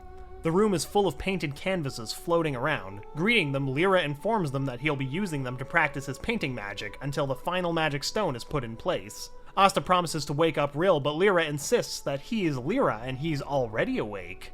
As Lyra summons his creations from the paintings, he remarks that painting magic is much better than his original scribble magic. He declares that he'll repaint the world after all the humans are erased. Asta gets ready for battle and says that this isn't going to be easy after all. The pair are slowly overwhelmed by the number of monsters created by Lyra, so Asta carries Mimosa on his back while she heals their injuries. During the battle, Charmy appears, weaving through the attacks and blocking them with her magic, with Asta questioning Charmy about how she even got there. After this, Asta tells Charmy that Lyra is the one creating the monsters, prompting her to fly up to him and offer him food to ease his frustrations. After having her food swat away, crashing to the floor, Charmy becomes enraged and attacks Lyra with her sheep, but is still sent crashing to the ground by his monsters. After this, Asta and Mimosa both watch in shock as Charmy stands back up, this time taller, with her sheep now turned into a wolf. After seeing this and sensing her mana, Lyra thinks about how he felt this mana a long time ago, and announces that Charmy is a hybrid of a human and a dwarf, shocking everyone, including Charmy, who was surprised by this and the fact that her wolf was talking. When Lyra resumes his attacks, Charmy unleashes her new magic, as her wolf begins consuming everything that Lyra paints, and Asta comments on how he thought that she was only a cotton magic user. As the fight continues, Charmy tells Asta and Mimosa to move on ahead while she handles Lyra, with the two now headed to the next room. As Asta and Mimosa reach the next room, Mimosa notices an unconscious David. Asta asks who David is, and Mimosa informs Asta that David is a senior member of the Golden Dawn that had been possessed by the enemy. As Asta wonders who knocked him out and takes the opportunity to undo the reincarnation spell, Mimosa senses the faint remains of mana in the room, and it doesn't seem to belong to a human or an elf. As Mimosa wonders what kind of mana that was, she decides to create a replica of the Shadow Palace with her spell. Mimosa finds out that Yuno is in another room with 3 elves and a pedestal. Asta says that they should head there and thinks that Yuno should wait for them. As Asta and Mimosa finally arrive in the room, Mimosa notices the situation that's happening and wonders about the devil. Asta also notices that devil and wonders what it is, but thinks about how he may already know the answer to that question. The devil comments about how some uninvited guests have arrived, but decides to deal with them later. Patoli gets angry and tries to attack the devil, but the devil easily destroys the spell. The devil then pins Patoli in mid-air by spearing him with, well, spears. Yuno sees this and tells Asta that the devil is the mastermind behind all of this. Asta agrees with Yuno and both charge towards the devil. The devil defends himself by having the raining blade appear, which Asta and Yuno try to defend against. Asta notices that there are real blades mixed in and tries to dodge them since his anti-magic won't work on them. However, the two are easily sent crashing to the floor and then are crushed even further into the ground due to his magic, with the devil mocking Patoli and explaining how easy it was to revive and fool him and the rest of the elves. Both Asta and Yuno get back up and express how their dreams would never lose to a piece of trash like him, with both of them making short work of his blade attacks together and strike him as well. As Asta and Yuno manage to crack the devil's arm, he uses his Kododama magic to heal his wound. Zagred is impressed that they were able to wound him and comments on Yuno and Asta's powers. Zagred turns his attention back to Patoli and explains how a 5-leaf clover is born, while Patoli's 4-leaf clover turns into a 5-leaf. With the 5-leaf grimoire now complete, Zagred plans to enter the real world and unleash his true form and power. He explains that after his failed attempt 500 years ago, he used the corrupting effect of a forbidden reincarnation magic to make the process easier. As Zagred takes the grimoire, Asta and Yuno rush forward to stop him, but he says that he's not their opponent and tells Patoli to go on a rampage, freeing the elf from the iron spears. The elf who's given into his hatred and despair has turned into a dark elf. Patoli uses demon light magic to attack Yuno and Asta. Yuno's cut when he tries to dodge as the black light is faster. Asta is pushed back into a wall and survives due to his overflowing anti-magic weakening the attack's power. Zagred decides to exit through the corridor in the ceiling. Asta tells the devil not to leave, but Patoli suddenly attacks, forcing Asta to deflect the strike. Yuno uses this chance to attack with Spirit Storm, but Patoli dodges the spell and throws swords at Yuno and loops back to attack Asta again. While blocking the thrust, Asta tells Patoli that they might not forgive each other, but they're still able to understand each other. Asta tells him to get out of their way and pushes him back with his sword. Asta and Yuno both manage to stop the attack, however, Patoli begins to charge up for another one. Before he's able to finish, however, Nozel appears and blocks the attack with his magic. Nozel then tells him that he can't win against him since his mercury magic has a better affinity against Patoli's light magic. As Patoli launches another spell at Nozel, Nozel counters by creating shields that reflect the light. Nozel then starts to launch mercury at him, but Patoli uses his magic to dodge it all. Nozel compliments him on his ability, but that his preparation is now complete. Nozel casts a spell that traps Patoli and continues to attack him. As Patoli continues to dodge the prison's attacks, he decides to attack Nozel. As Patoli launches spells at him, the prison reflects the spells back at him. As Patoli's defeated, Nozel tells Asta and Yuno that he'll be the one to become the Magic Emperor. Nozel then plans to finish Patoli off, but Asta and Yuno convince Nozel to let Asta use his sword on Patoli since Patoli is using Vengeance's body.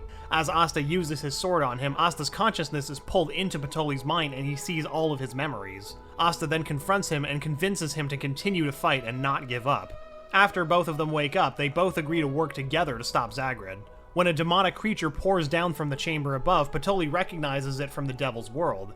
It absorbs his attacks, and a piece of it falls on his arm, burning him and draining some of his mana and life force, so he's surprised when Asta emerges from the pile unscathed. Nozel assigns the boys to go after Zagrid, while he and Mimosa evacuate everyone else. Asta, Yuno, and Patoli arrive at the top floor to see that Licht is already fighting against Zagrid, and Zagrid notices their arrival and comments about how Patoli's transformation has come undone, while also thinking that Asta's anti-magic will be troublesome. Suddenly, Lumiere Silvermillion Clover and Secre Shallowtail burst into the room when Zagrid says that he's surprised to see Lumiere again. Yuno informs Asta who Lumiere is, while Secre informs Lumiere who Asta and Yuno are. The two new arrivals notice Licht and head over to examine him. After the examination, Secre uses her magic to unseal Licht's soul. Once Licht's soul is unsealed, Licht thanks Lumiere for what he had done back then. Lumiere, Licht, and Secre head over to Asta, Yuno, and Patoli. Licht talks with Patoli about what Patoli had done and hugs him while commenting about how even though Patoli made mistakes, he did help out their people. Licht and Lumiere then turn to Zagrid and comments about how they'll finally settle things from 500 years ago. As the devil has his creature attack them, Lumiere and Licht each use spells to destroy the creature. Lumiere manages to land a blow on Zagrid, but the devil counters by conjuring a trident and ripping off Lumiere's arm. Before Zagrid has the chance to finish attacking, Asta charges into battle and counters his trident with his sword. Zagrid uses his magic to force Asta away and has it rain swords at him. As Asta starts to counter the swords, Lumiere, Licht, Yuno, and Patoli show up to help him. Secre then helps Lumiere by using a spell to reattach his arm. Asta is amazed by what Secre did and comments about how he feels that he knows her, but Secre tells him to focus on the battle. As Zagrid comments about how worthless all magic is against him, Secre tells the devil that he'll be taken down by the people that he sees as worthless. Zagrid says that they should speed things up, commenting about how the only exit is on this floor and that the ones on the lower floor will be consumed by his creature before they finish them. Licht tells Zagrid that all of their power will finish the devil off, with Licht using his sword to absorb all the power of the elves. After doing so, Licht unleashes a spell and obliterates Zagrid's body. As the others are amazed by what Licht has done, they notice that the devil's heart is still intact. Zagrid then uses his magic to restore his body. Asta thinks about how powerful Licht's sword is and wonders what the sword is capable of doing. Asta decides to unleash his power and releases his anti-magic.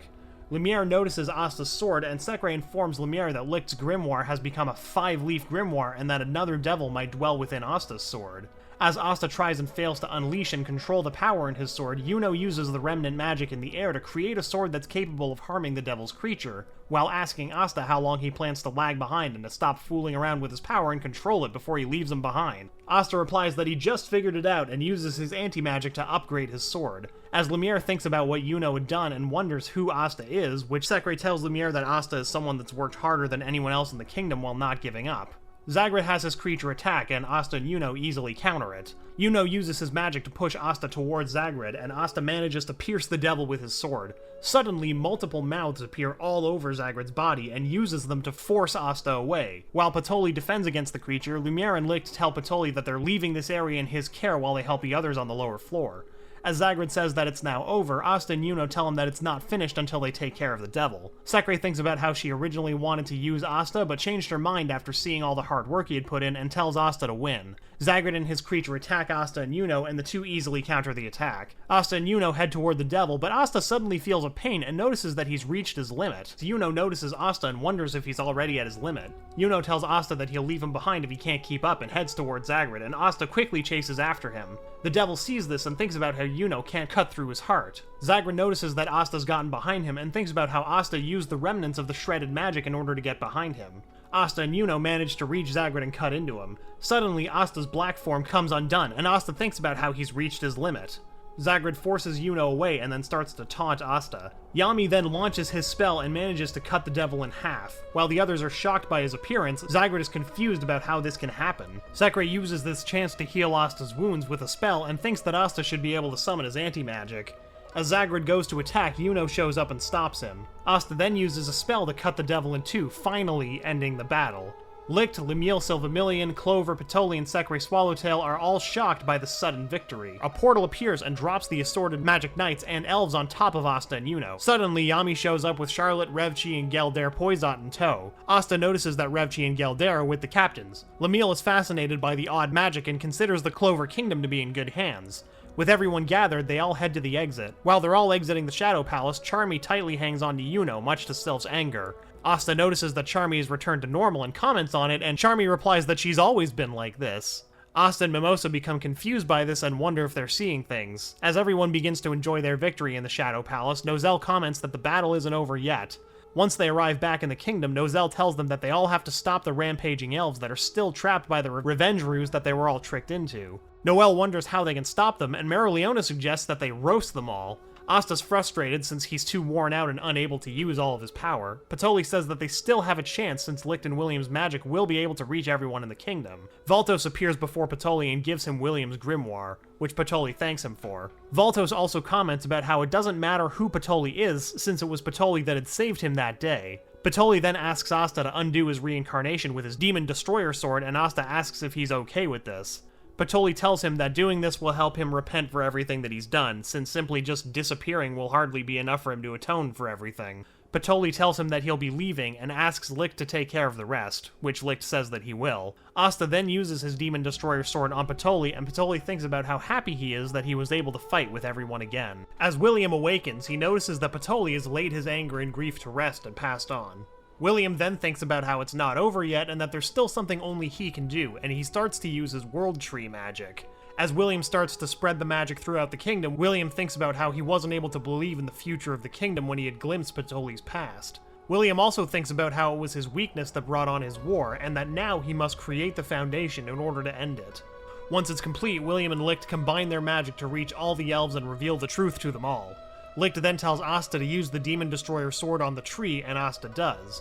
As the reincarnation magic becomes undone throughout the kingdom, Asta tells Licht that the grimoire and the swords in them are his, and Licht says that the grimoire already belongs to Asta now, and to let it travel with him down whatever path lies ahead in his future. The elves then pass on and thank the present-day magic knights of the Clover Kingdom for what they've done, as the rest of the kingdom is finally exorcised of the elf spirits. Later, the Magic Knights begin to help the citizens of the kingdom, while commenting how the long battle is over. Mimosa heals Asta on top of a tower, while Noel comments about how Asta had pushed himself too far once again. Lumiere expresses his gratitude for their help while dealing with the devil, while also thinking about how they used the power of another devil. Noel and Mimosa wonder who these two weird people that just suddenly showed up are, and also that Lumiere looks like the statue of the first Magic Emperor came to life and is now talking to them. Asta reveals that, yeah, that's pretty much exactly what happened, before expressing to Lumiere that he will become a great Magic Emperor just like him. Asta also says that Sekre is his bird, Nero, and Noel wonders if Asta had hit his head somewhere. Sekre says that Asta is correct, and Noel is even more shocked by this. So to help her acclimate, I'm going to call her Nero for the rest of this video. Asta expresses how amazing Nero is for being able to transform into a human, and Nero reveals that she was originally a human. Asta wonders why she didn't say anything, and Nero says that she didn't get a chance to talk to Asta until they escaped from the Shadow Palace.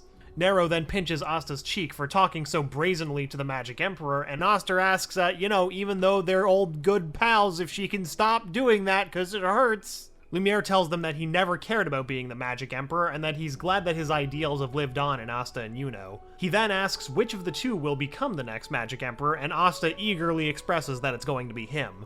Nero says that Asta and Lumiere are on completely different levels, and Asta's shocked by her response. Lumiere's body starts to crumble, and he says that his mana is starting to run out. Noel, Mimosa, and Asta are shocked by this, and Mimosa wonders if her magic can help, but clearly it can't. Lumiere asks Nero to do her part in guiding the kingdom towards their ideal, and Nero expresses her desire to stay with Lumiere forever. Lumiere thinks about how he feels such content that he was able to meet his own descendants. Nero tells Lumiere that she was happy to be able to serve him, and Lumiere says that it was the same for him and thanks her for all of her hard work, before crumbling into dust. Asta, Mimosa, Noelle, and Nero watch as Lumiere's body crumbles away. The next day, in a part of the Clover Castle's wall, Julius and Yami call together a meeting with Asta, Noelle, Mimosa, and Nero, who are uncertain who the little kid standing in front of them is. Julius explains that the kingdom is faced with 3 problems, the first of which being the apparent lack of a magic emperor, with Yami pointing out that Julius is in fact the kid, surprising the others. Julius explains that his magic power and grimoire are limited and that his influence with the nobles is weakened. He then explains the other 2 problems, the second of which being that a foreign nation will destroy the Clover Kingdom if it doesn't change. Asta wonders if it could be the Diamond Kingdom or another country. Julius then says that the third and last problem is that Asta's going to die and that both could happen. Asta and Noelle are left stunned by this revelation. After hearing this, Asta immediately panics and asks why he's going to die, and Yami explains that Julius is usually right about these things and jokingly bids Asta to rest in peace, with Asta asking why Yami is so sure that he would end up dead. Asta asks Julius what the meaning of all this is, and Julius responds that Asta's power comes from a devil. Asta then remembers feeling a similarity between his black form and the devil he defeated in the Shadow Palace, with Noelle and Mimosa both questioning Asta about whether he's okay, to which he says he's fine. Yami's creeped out that Asta's associated with the devil, and Asta points out that Yami's bluntness hurts. Julius then explains how the horns that Asta obtains in his black form is a sign of the curse called Weg. Julius explains how the curse is from someone using the power from the realm of the devils. And Nero explains how she obtained horns from using a forbidden spell, and now she's able to transform into a bird at will. He then hears Julius explain about the 3 kingdoms bordering the Clover Kingdom and how the Spade Kingdom would likely take the opportunity to attack now that the Clover Kingdom's knights are exhausted and divided from the battle with the elves. Asta says it was all the devil's fault, and Julius explains how the Magic Parliament will condemn the devil's power and make Asta the scapegoat since he uses the power of a devil. Asta wonders who runs the Magic Parliament, and Julius says that the Royal House of Kira is in charge of that. Several days after meeting with Julius, Asta and Nero are called to the Magic Parliament building for a talk. Though Asta figures it'll just be a normal chat to inform them of the events that occurred, he and Nero are immediately handcuffed by some guards and are brought before the Magic Parliament and its chairman, Damnatio Kira. Damnatio intentionally reveals Asta and Nero's status, with Asta as an orphan peasant and Nero's history being unknown, and with their unknown magic powers, as well as the fact that Nero has horns, which means that she's delved into forbidden magic. This causes the members of the court, who are all noble and royalty, to immediately distrust Asta and Nero, and that causes Nero to remark how despite Julius's best efforts, he couldn't change the views the upper class have on non-nobility. Damnatio approaches Asta and quietly tells him that either he'll take the fall for the possessed magic knights as a devil user, or the possessed magic knights will pay for the actions they committed while under the control of the elves. Damnatio feels assured about this because his magic lets him know that Asta is the person who will not let the other magic knights die. Damnatio then asks Asta about this supposed devil, which though Asta tells him that he's not able to show him as no one but a small group of people saw the devil, Nero prevents Asta from talking about his own devil, and Damnatio announces aloud to the parliament members that since there's no devil, that they'll just have to punish the possessed people. He then brings out Marie and the plans to have her executed to provoke Asta into saving Marie, thus revealing his demonic powers. The plan works, as Asta immediately uses his form to stop the executioner. Asta states that he refuses to accept Damnatio's sense of justice, to which Damnatio replies that the people will never see cooperation with a devil. One might say that Asta is damned either way. Oh man, that was terrible, but I had to throw it in there. Damnatio then tells Asta to surrender in order for the formerly possessed magic knights to avoid facing charges for what happened during the elves' assault on the kingdom. However, the Black Bulls break into the courtroom from the side of the building and tell Damnatio to release Asta and Nero as they belong to their squad regardless of their demonic presence surrounding them. Nero tries to get them to take Asta and leave, but they assure her that she's also a part of their group regardless of her attempt to use them.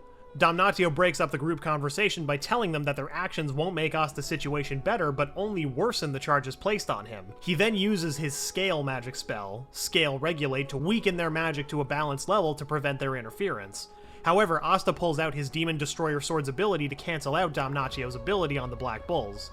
Damnatio is shocked by this new ability, which allows Yami to move in to try to knock him out. Suddenly, Fuegolion and Nozel come down to break up the confrontation while also bringing in Julius's new order from the Black Bulls to investigate the devils. As Nozel and Fuegolion are royals, this convinces the Magic Parliament to allow Asta to prove his innocence, ending the trial. Damnatio cautions Asta that he'll still be executed if he fails. Although Asta is relieved that everything is over, he's still confused and he asks Yami exactly what's going on, with Yami telling him to get ready to take a trip out of the kingdom to prove his innocence.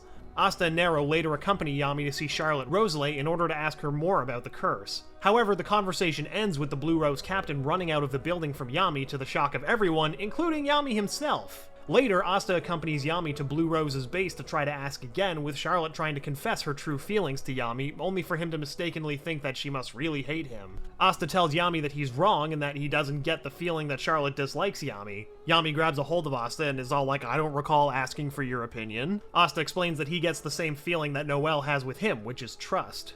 Asta also explains how it's harder for Charlotte to be honest with him, the more that she trusts and relies on him. Yami asks if Asta is now embarrassed about proclaiming that Noelle trusts and relies on him. Asta replies that he and Noelle are comrades that have walked the line between life and death and have come out on top countless times together. Asta also says that Noelle just can't be honest with herself.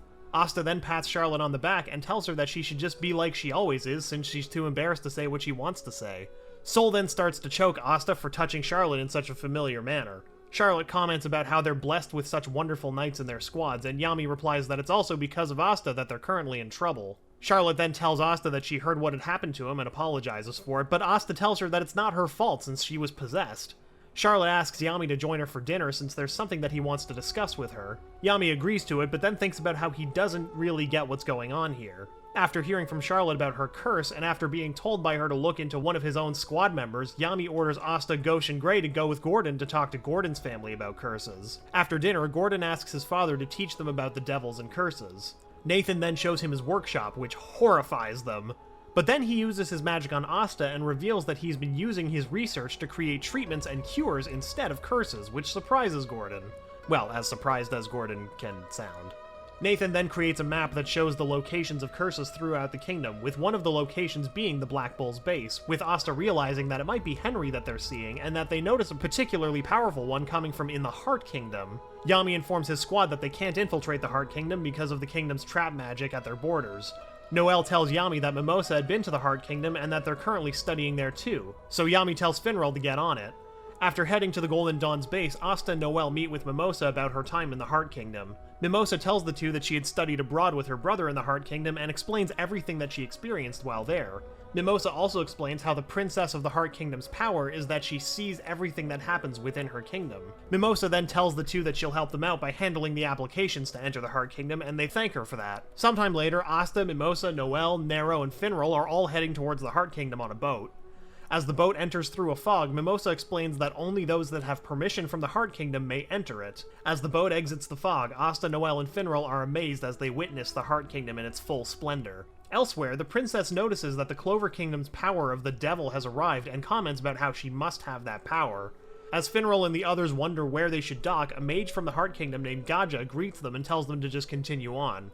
As they wonder where they can go since they've reached the end of the river, a staircase suddenly appears and the boat continues on. As they're amazed by this, Gaja reveals to them that the mist barrier and rivers are all controlled by their princess's mana zone. He also explains how since the beginning of their kingdom's founding, their rulers have pledged their devotion to the water spirit in order to borrow the spirit's power. Noelle wonders how one princess is capable of protecting a country this massive, and Gaja says that the princess is capable for now, but the future remains uncertain. Suddenly, Asta is surrounded by water and taken off the boat. As Noelle and Mimosa wonder what's going on, Gaja tells them that they need something for the sake of their own peace. Asta is pulled into the underground chamber of the Heart Kingdom and lands face first. There, he encounters a group of armored knights, a spell cast by Undine, the spirit of water. Undine apologizes for bringing him in that manner and attempts to strike Asta. More armored knights are created, and Asta activates his black form and uses Black Hurricane to wipe them all out. Undine then appears and greets Asta, calling him a devil. Undine then pulls Asta into a whirlpool and tells he has no magic and is less than a 9th stage mage, which is the Heart Kingdom's way of ranking magical power. Lower numbers are better, Asta's at the bottom rank. Undine explains these magic stages and binds Asta's hands and secures the manacles to the floor. Nero then flies in and says that magic isn't based on one person's magical talent. She uses her magic to break the chains, which surprises Undine. Asta then uses his anti-magic and key-sensing ability to find the princess and breaks down the water barrier that was surrounding her. Asta then barges into Loropechka's room and startles her, causing her to accidentally headbutt him. Undine pulls Asta away from her and comforts the princess. Loropechka explains that they were testing the Magic Knights, and when Asta asks about the curse they were following, the princess reveals that she's the cursed one. After Gaja brings the other knights to her palace, Loropechka asks for their help and then trips and stumbles, dropping her regal demeanor. She does that a lot. She explains the situation with the devil and asks Asta and Nero for help with their magic, explaining how because of their rare abilities, they're both considered arcane stage mages. Noelle and Asta contact Yami for permission, but he's too busy in the bathroom, and Loropechka finds that pretty amusing. Mimosa, ever prepared, then tries contacting Marx and Julius, and that works a little better. The princess and the Magic Emperor discuss the arrangement and agree to an alliance. She admits that they're all too weak to defeat the devil, so she decides to have her spirit guardians train the Magic Knights for 6 months. 6 months later, after being informed by Loropechka about a Candello draining power from the weaker Spade citizens, Asta leaves immediately and flies straight towards the fortress. He sends the Demon Slayer sword through a window and stops a soldier who's attempting to assault one of the women. Landing in the fortress, Asta calls the Demon Slayer sword back to his hand and analyzes the situation. The soldier recognizes that Asta is a magic knight from the Clover Kingdom and mocks him for lacking the mana while forming a huge suit of armor. The soldier boasts that he can defeat Asta in an instance. To his surprise, Asta cuts through the armor and knocks him out in one blow. Asta then challenges the other soldiers and defeats them all pretty quickly. Asta introduces himself to the prisoners and reassures them that he's not going to harm them. The woman cries out about her situation and feels hopeless since they can't escape either the Grand Magic Zone or the captain possessing inhuman magic. Using his big brain detective skills and sensing that all the people are frightened, Asta claims that he'll defeat all of the soldiers, but is suddenly interrupted as the enemies drop down and start attacking. Asta quickly draws out his Demon Dweller sword and slashes the enemies using Black Slash. Sensing the captain's key up above, Asta charges through the ceiling and defeats the other soldiers present while making his way towards their captain. Asta cuts into the captain's room and the captain senses that Asta shares the power of a devil. Asta questions the captain on mistreating his own people, and the captain replies that they're mere sacrifices for the prosperity of the Spade Kingdom. Asta is suddenly paralyzed as the captain's poison magic starts spreading through his body. Asta uses the Demon Destroyer sword to erase the poison, and that astonishes the captain. Asta enters his black form and compares their level of devil power. Asta adds that he'll crush them all for sacrificing their own people, and uses Black Divider to cut through the captain's spell and the upper portion of the fortress while the image of the anti-magic devil looms above it. Meanwhile, Noelle's flying out towards the area while carrying Mimosa and Finral. Asta drags the knocked out captain down to where the prisoners are and informs them that he's defeated everyone so they can relax now. Noelle reaches the area and releases her spells, dousing Asta and Finral in water. Noelle complains about how hard it is in order to maintain a transport spell in a Grand Magic Zone and inquires Asta on leaving them behind. Noticing the woman who is assaulted by the Spade Soldier, Finral tries to flirt with her and backs off as he remembers that he's a one-woman man. Mimosa's Princess Healing Flower Paradise recovers the people's stamina. Noelle notices that the people are still sad since they have lost their home to the soldiers. The woman replies that the soldiers were cruel enough to kill these people who resisted and that they'll be killed immediately even if they return. Noelle smiles and asks them not to worry, as Leopold and Luck have headed to town to defeat the Spade soldiers. After retaking the town, Luck and Leopold inform Asta and the others that they've finished their work, and Asta compliments them on their work and complains about how Leo's gotten taller in 6 months and how he has not. Finral marks the current location and heads to town. Observing their progress, Loropechka is happy that it ended well, but realizes that the real battle is yet to begin. The woman inquires what they're going to do in town since they need to obey the strong in order to live. Asta smilingly replies that it's their town and that the Magic Knights aren't going to be doing anything, and informs them that Finral will teleport them all back, which delights the prisoners.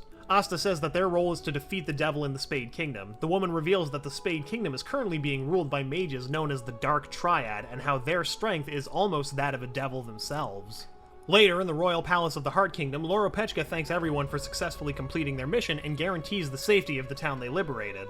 Loropechka adds that as they gain more Spade Kingdom territory, they'll corner the devils. Although it's a difficult task, Noelle still feels hopeful since they have Loropechka's support. As the Magic Knights discuss what to do next, Asta, Luck, and Leo decide that they wish to spar with Gaja.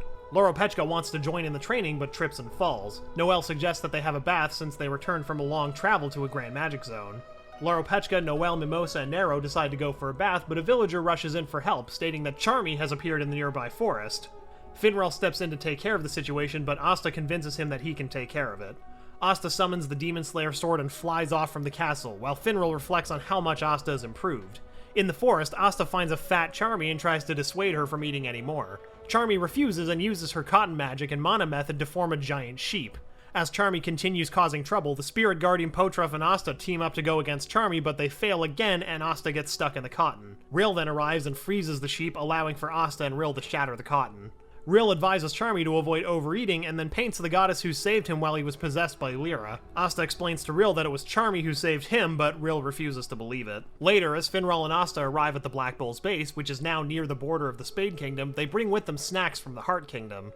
They're greeted by Vanessa, Gray, and Gauche. After being greeted, Asta asks where the others are, with them stating that Gordon is still studying curse magic with his family, Henry is resting to recover his mana, and Magna and Zora are off traveling together again. Finral remembers that the Captain Conference will be ending soon and heads out to go pick up Yami. After Finral leaves, Henry wakes up and informs the others that there's something wrong. They then notice that their base is floating in the air, with one of the Dark Triad, Dante Zogratis, appearing before them. Dante decides to play with them until Yami arrives. Vanessa quickly sends out Rouge and the base stops moving. Henry rearranges the base and attacks with his Mana Rocket Punch, while Gauche also attacks with his large Reflect Refrain. Dante uses his gravity magic to cause the spells to fall to the ground along with everything else around him. Gauche comments about how powerful the spell was, while Vanessa says that they would have also been snapped in half if it weren't for Rouge. Dante comments about how he likes how the Black Bulls have an arcane mage that can manipulate the natural law. Asta attacks him with Black Slash, but Dante dodges it. Asta then charges at Dante and says that he'll be fighting him. As Asta fires more Black Slashes at Dante, Dante uses his Presence of the Demon King spell on the attacks, but it doesn't work. Dante dodges and thinks about how Asta's negated his magic. As Dante uses his magic to have his fallen trees attack Asta, the trees miss, and Dante thinks about how the spell that interferes with the natural law has activated again. Asta attacks, but Dante dodges and heads into the Black Bull base to find the owner of the spell, that being Vanessa. Asta charges at Dante, and Dante uses his magic to cause Asta to fall to the ground. Dante comments on all of Vanessa's attributes and demands her to be his woman. Dante of the Dark Triad. Asta suddenly appears behind Dante in his Black Asta form. Dante gets away from Asta while commenting about how there was someone that was possessed by a devil in the Clover Kingdom. Asta attacks with his Black Divider spell, but Dante dodges it. Asta uses Black Meteorite to chase Dante, but Dante uses his magic to keep himself away from Asta. Gauche comments about how they should use a spell that Dante can't avoid and uses his Mirror's Brigade spell to create multiple Astas. All of the Astas attack with Mirror's Meteorite. Dante counters by using 50% of his power and uses his magic to warp space to divert the attack, which confuses Asta and he wonders what the hell just happened. Dante steps on Asta and forces him to the ground. Dante tells Asta that they should be able to see eye to eye since they're both possessed by a devil and explains how their dark emotions make them more human. Asta disagrees with him and says that his strong heart makes him more human.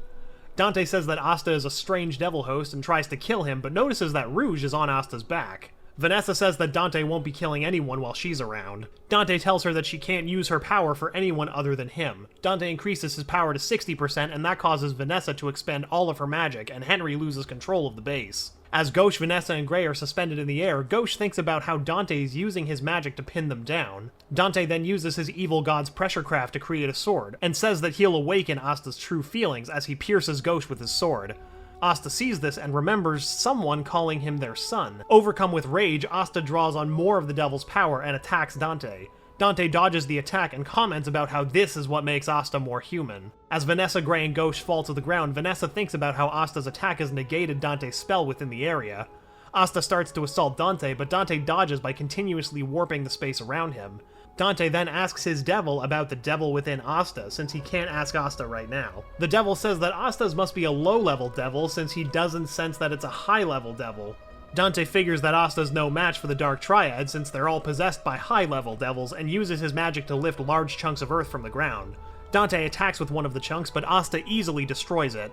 Vanessa sees that Asta's power is running wild, but they have to rely on him right now. Vanessa then turns her attention to Gauche and thinks about how he won't last much longer, while Gray is crying over Gauche and thinking about how her transformation magic is useless. As Asta continues to charge at Dante, Dante uses his evil god's pressure craft to create more swords and attacks with them. Asta uses Black Hurricane to defend himself and also fire a Black Slash at Dante. Dante warps space to dodge the attack again, but Asta predicts where Dante would dodge to and manages to wound Dante's face. Dante decides to get serious and starts to assault Asta. As their fight continues on the ground, Gray, who's reflecting on her past, manages to use her magic and heal Gauche.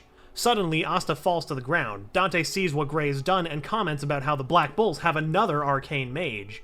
Dante comments about how both Gray and Vanessa should both become his women, but suddenly, a dark slash divides Dante from the others. As Dante notices Yami, Yami asks him what he's doing since nobody messes with his people. Dante's glad to see Yami along with the malice that Yami is giving off, but uses his presence of the Demon King spell to force Yami and Finral to the ground. Yami manages to keep standing, but uses his Black Moon spell to create an area that negates the effect of Dante's spell. Dante notices how the spell works and throws a boulder at Yami, who easily cuts it in half with his Dark Cloaked Dimension Slash spell. Dante uses his Heavy Infighting Gladiator spell to create a sword and attacks Yami in close combat. Asta, still laying on the ground, manages to regain consciousness in time to see the two fighting. As the two clash, each of them notices what the other is capable of. Dante is excited to see Yami's capabilities, and Yami asks if Dante is some kind of stalker. As the battle continues to intensify, Yami manages to inflict a major blow to Dante after using a monozone technique. However, as Yami comments about how his spells never miss, Dante laughs and uses a different magic spell to heal his wound. Dante comments about how excited he is and that nothing originally satisfied his malice. Dante also comments about how Yami is the key that would open this world to be far more magnificent. Yami wonders what Dante is talking about, so Dante explains how he needs a dark magic and world tree magic user in order to create the magic channel in order for the devils from the underworld to pour out into this world. As Dante laughs about this, Yami says that he'll have to wipe out Dante right here and now then. Yami continues to attack Dante, learning more and more about his magic and the limits of devil powers. After realizing that he needs to hit him at close range, Yami then continues to dodge and block Dante's attacks until he figures something out. Dante, however, manages to slam a chunk of earth onto Yami, but Yami gets up and proclaims that he'll surpass his limits. Asta sees the fight and becomes frustrated that he's not able to do anything. Yami stops and says that he's not able to defeat Dante. Yami also says that he needs Asta's help. Despite his previous thoughts, Asta calls forth his sword and quickly gets to Yami's side. As Dante gets excited to face the two, Yami tells Asta to follow his lead, and Asta agrees to. As the two charge, Dante tries to block their charge, but the two easily break through. As Yami manages to continue to wound Dante, Asta has trouble and needs Yami's help. Yami figures that Asta's anti-magic is the key to winning this fight, while Asta thinks about how he's holding Yami back. Asta figures that he needs all the power that he doesn't know about and manages to meet with his devil. Asta asks the devil to lend him some of his power since he knows the devil wants to defeat Dante too. The devil replies that it will lend him power, but it'll need to take control of a part of Asta's body. Asta explains how he wants someone that can come through for Yami before becoming the Magic Emperor, with his right arm now transformed due to the power he gained from the devil. As Dante launches his Gravity Singularity spell, Asta uses the power of the devil to destroy the spell and proclaims that this is everything that he has right now. The devil explains the power that Asta is wielding is more powerful than the dribble that he was giving him, and that Asta will only have 50 seconds to use it, and Asta replies that that's long enough. Asta manages to land a hit. Dante notices that he can't heal the wound that Asta landed on him, so he quickly forces Asta away and pulls off a General Grievous, creating more arms and creating swords for each hand. Yami notices that Dante is being cautious of Asta and figures that they can win if Asta lands a blow on Dante with the power that's radiating from Asta's right arm.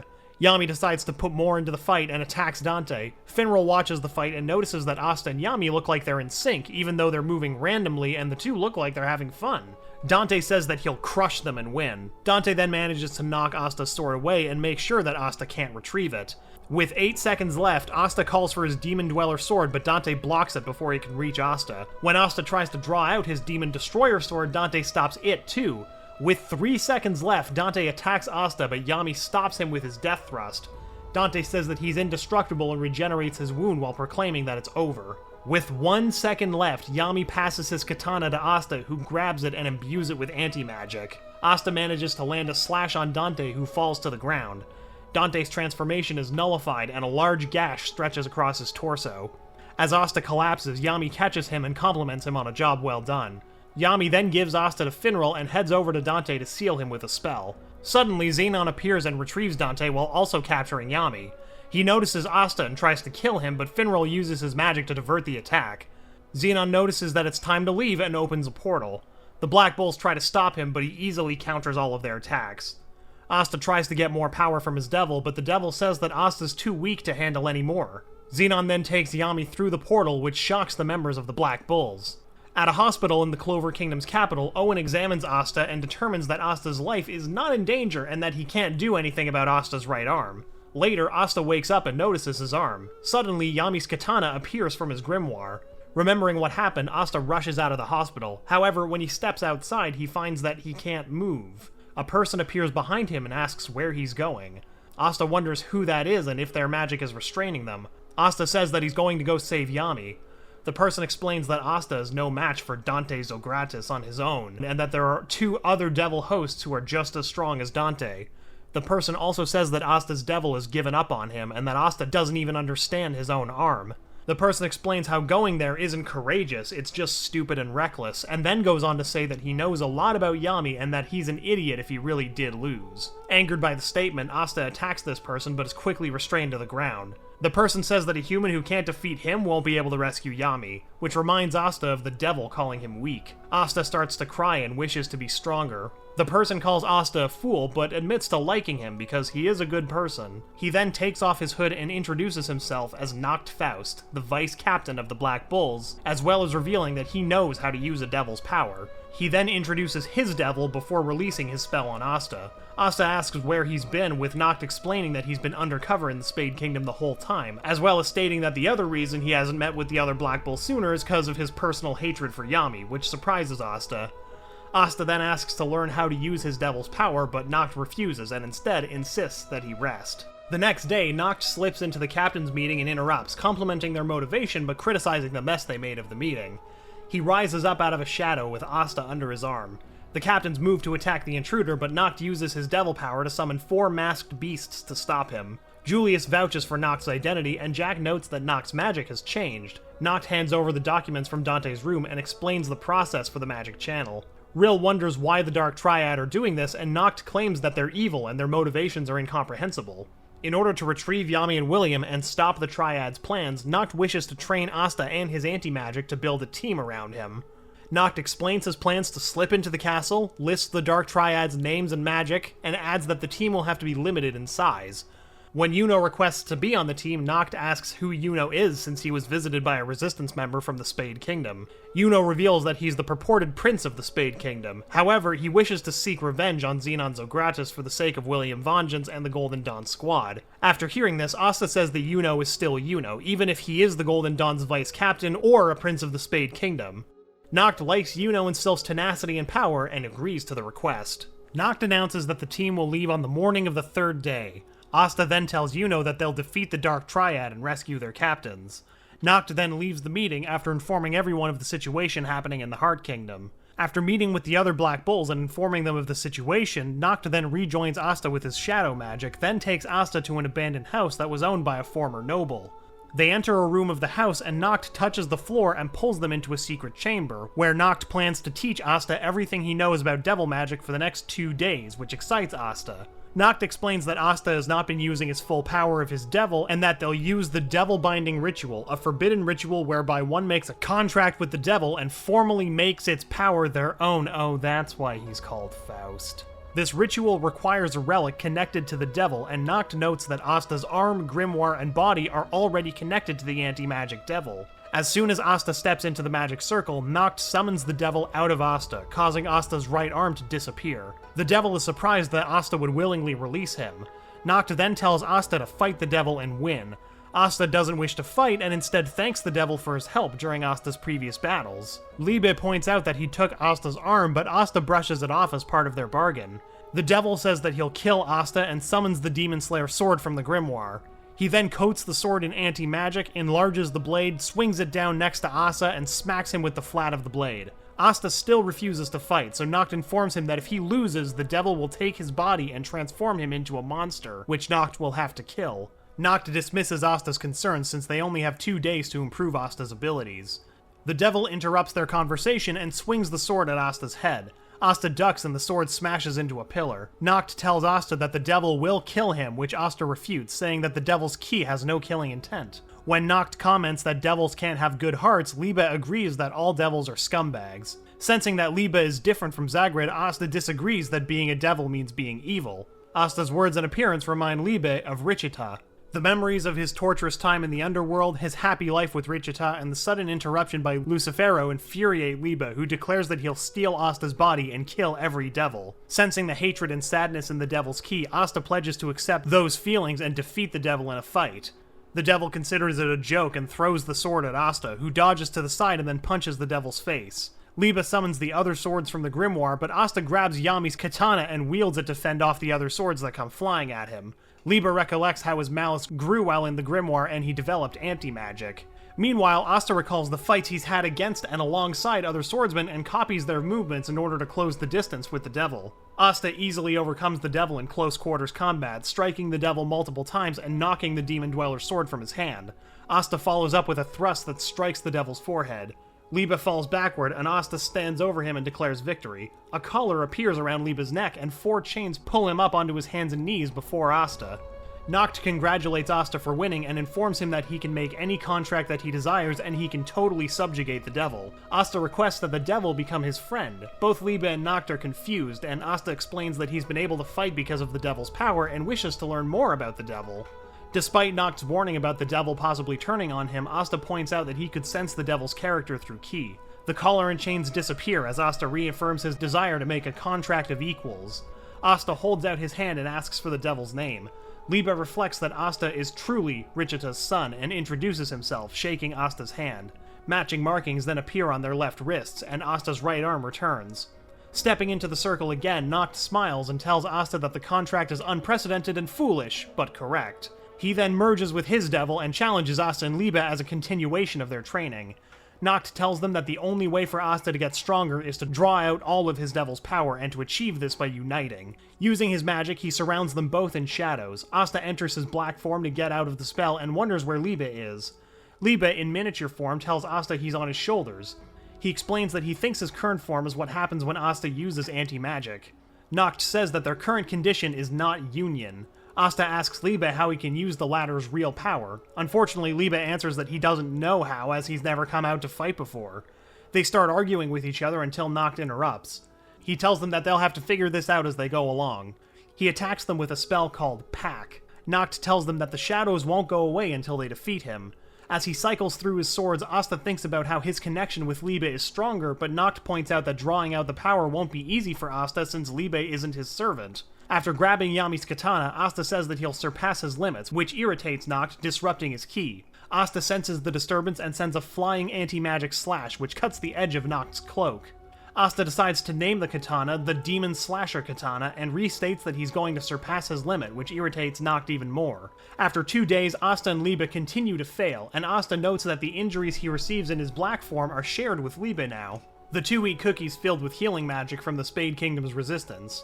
Once their wounds are healed, Asta suggests a lame idea that Liebe goes along with on the off chance of it being successful. When it too fails, Asta and Liebe begin bickering, but Noct interrupts and informs them that their time is up. He then engulfs the two with his Dark Prison Hunting Ground spell. As Noct attacks them, Asta enters his black form and notices that he can't dodge the attacks since he can't sense their ki. As Noct continues his attacks, Asta and Liebe wonder why they can't unite and think about why they want to get stronger.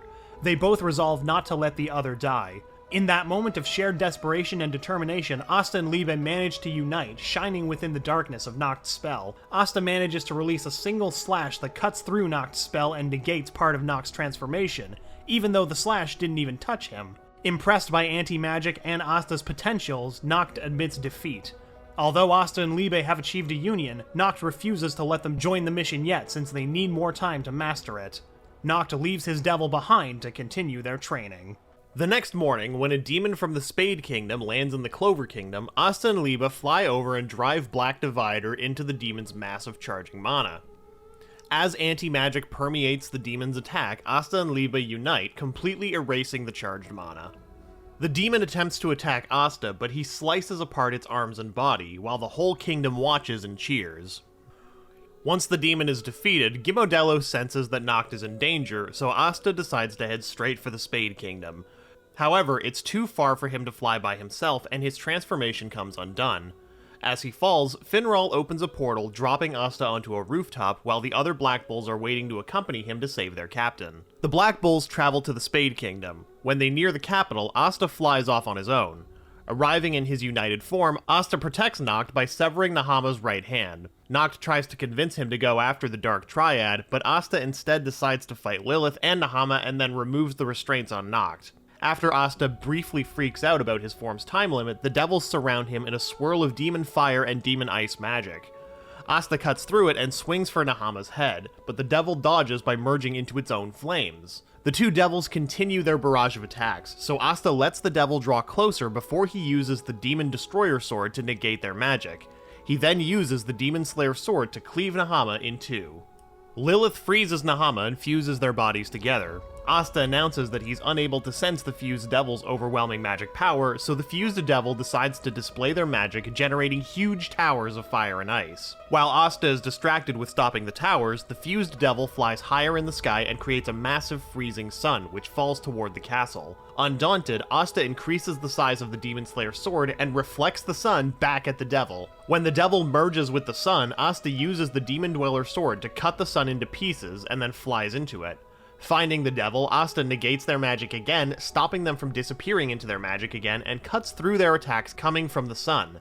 Noticing that Asta is on his last minute of Unite, the devil decides to flee and run out his time. Asta chases after the devil, but is too slow. However, Noct emerges from the devil's shadow and restrains them long enough for Asta to swing both swords, cutting the devil into pieces. Immediately after, Asta and Liba split apart, and they congratulate each other as they fall. Noct pulls them through a shadow to the rooftop.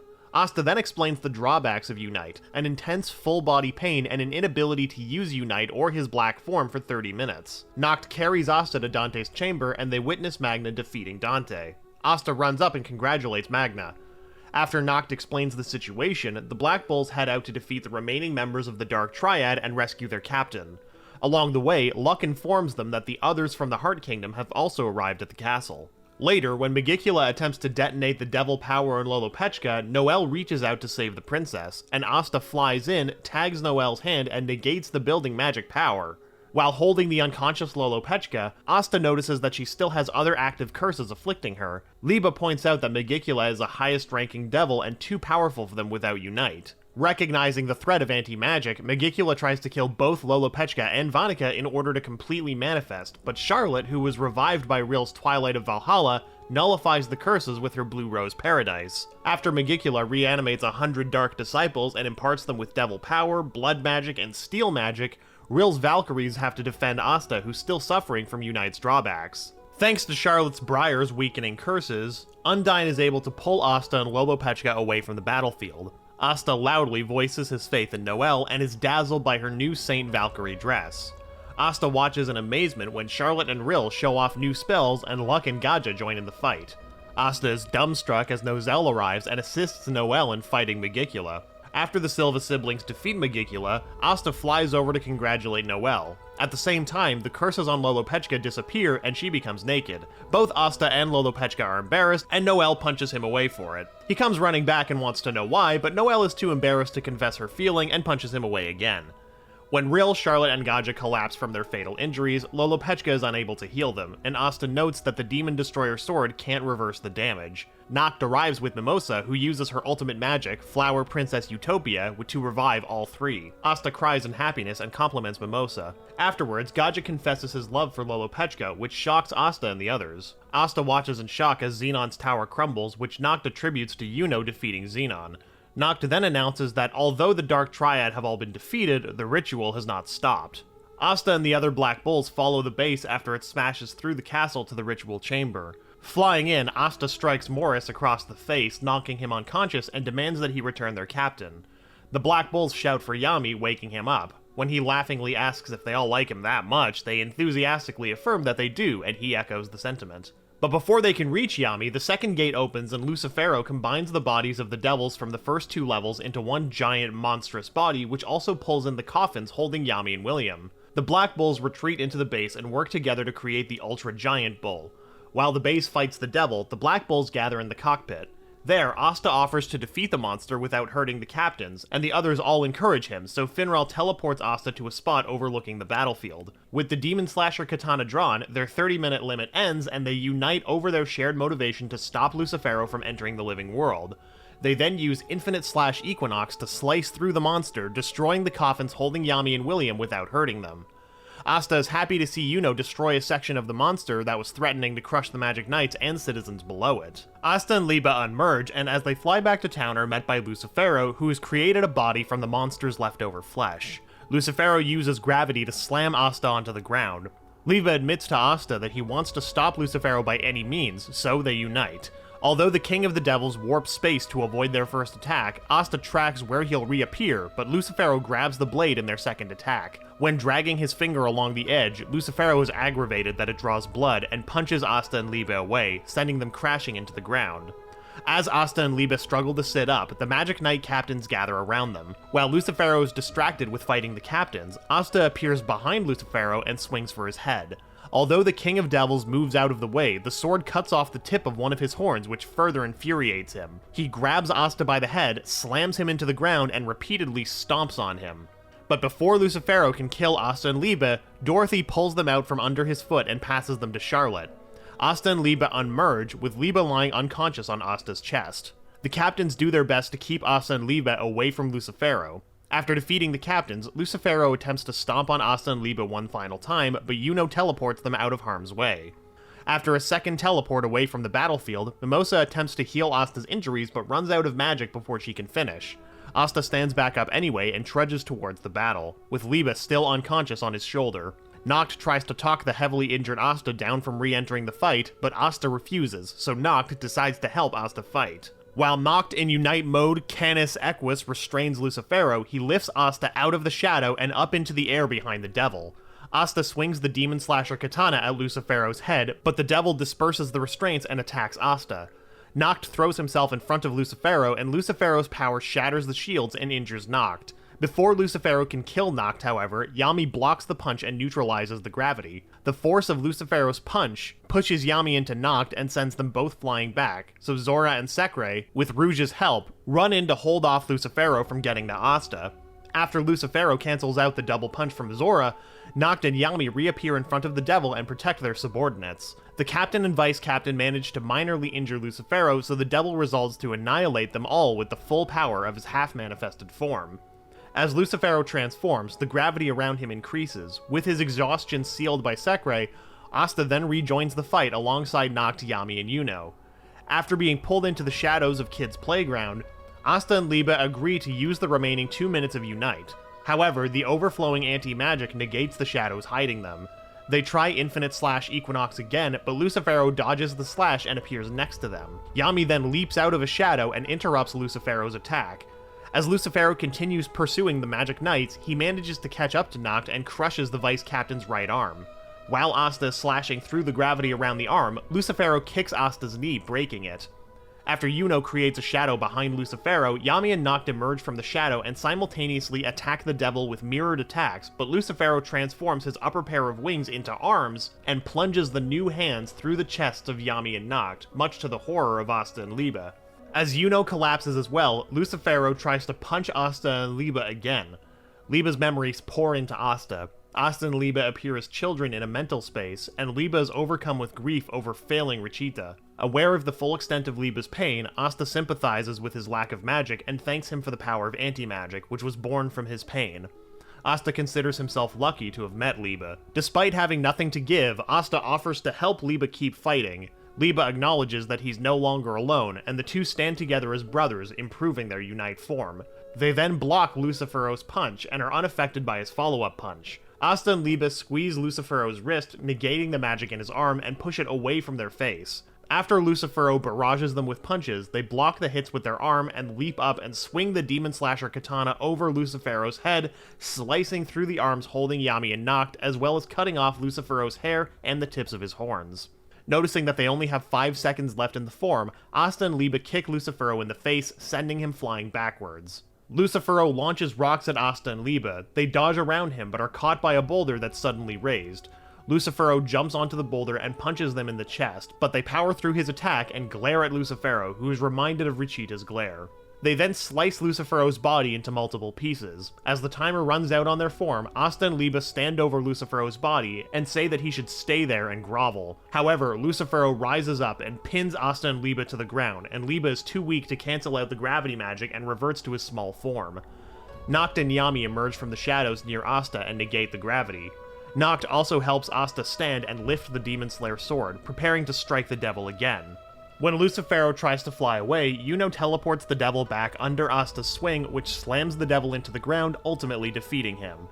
Exhausted, Asta and Liba collapse to the ground. Adramelech flies down, but rather than attack them, simply pulls out Lucifero's heart before leaving. After Mimosa saves Yami and Noct from death, she heals Asta and Liba's injuries. With the Black Bulls together again, they thank Noct for his help and welcome him, which he accepts. Asta and Liba go off together and sit atop the clock tower amidst the destroyed castle town. After Asta thanks Liba for sharing his memories of Rachita, Liba thanks Asta for helping avenge Rachita's death and wishes to help Asta achieve his dream of becoming the Wizard King. Following the Spade Raid, the Devil Trial's verdict is further postponed due to Damnatio's disappearance, but eventually it resumes and Asta and Sekre are declared innocent.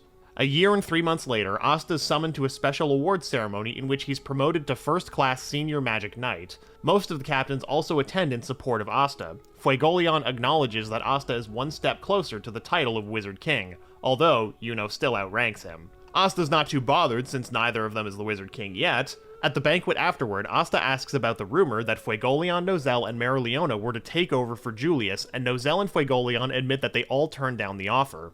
After seeing how his foster family was enjoying the banquet, Asta resolves to propose one final time to Lily. He takes her out to the balcony and proposes, but she turns him down gently, which Asta accepts. He then repledges to become the Wizard King, and she voices her support for him. Lucius Sogratus suddenly appears next to him on the balcony and congratulates Asta.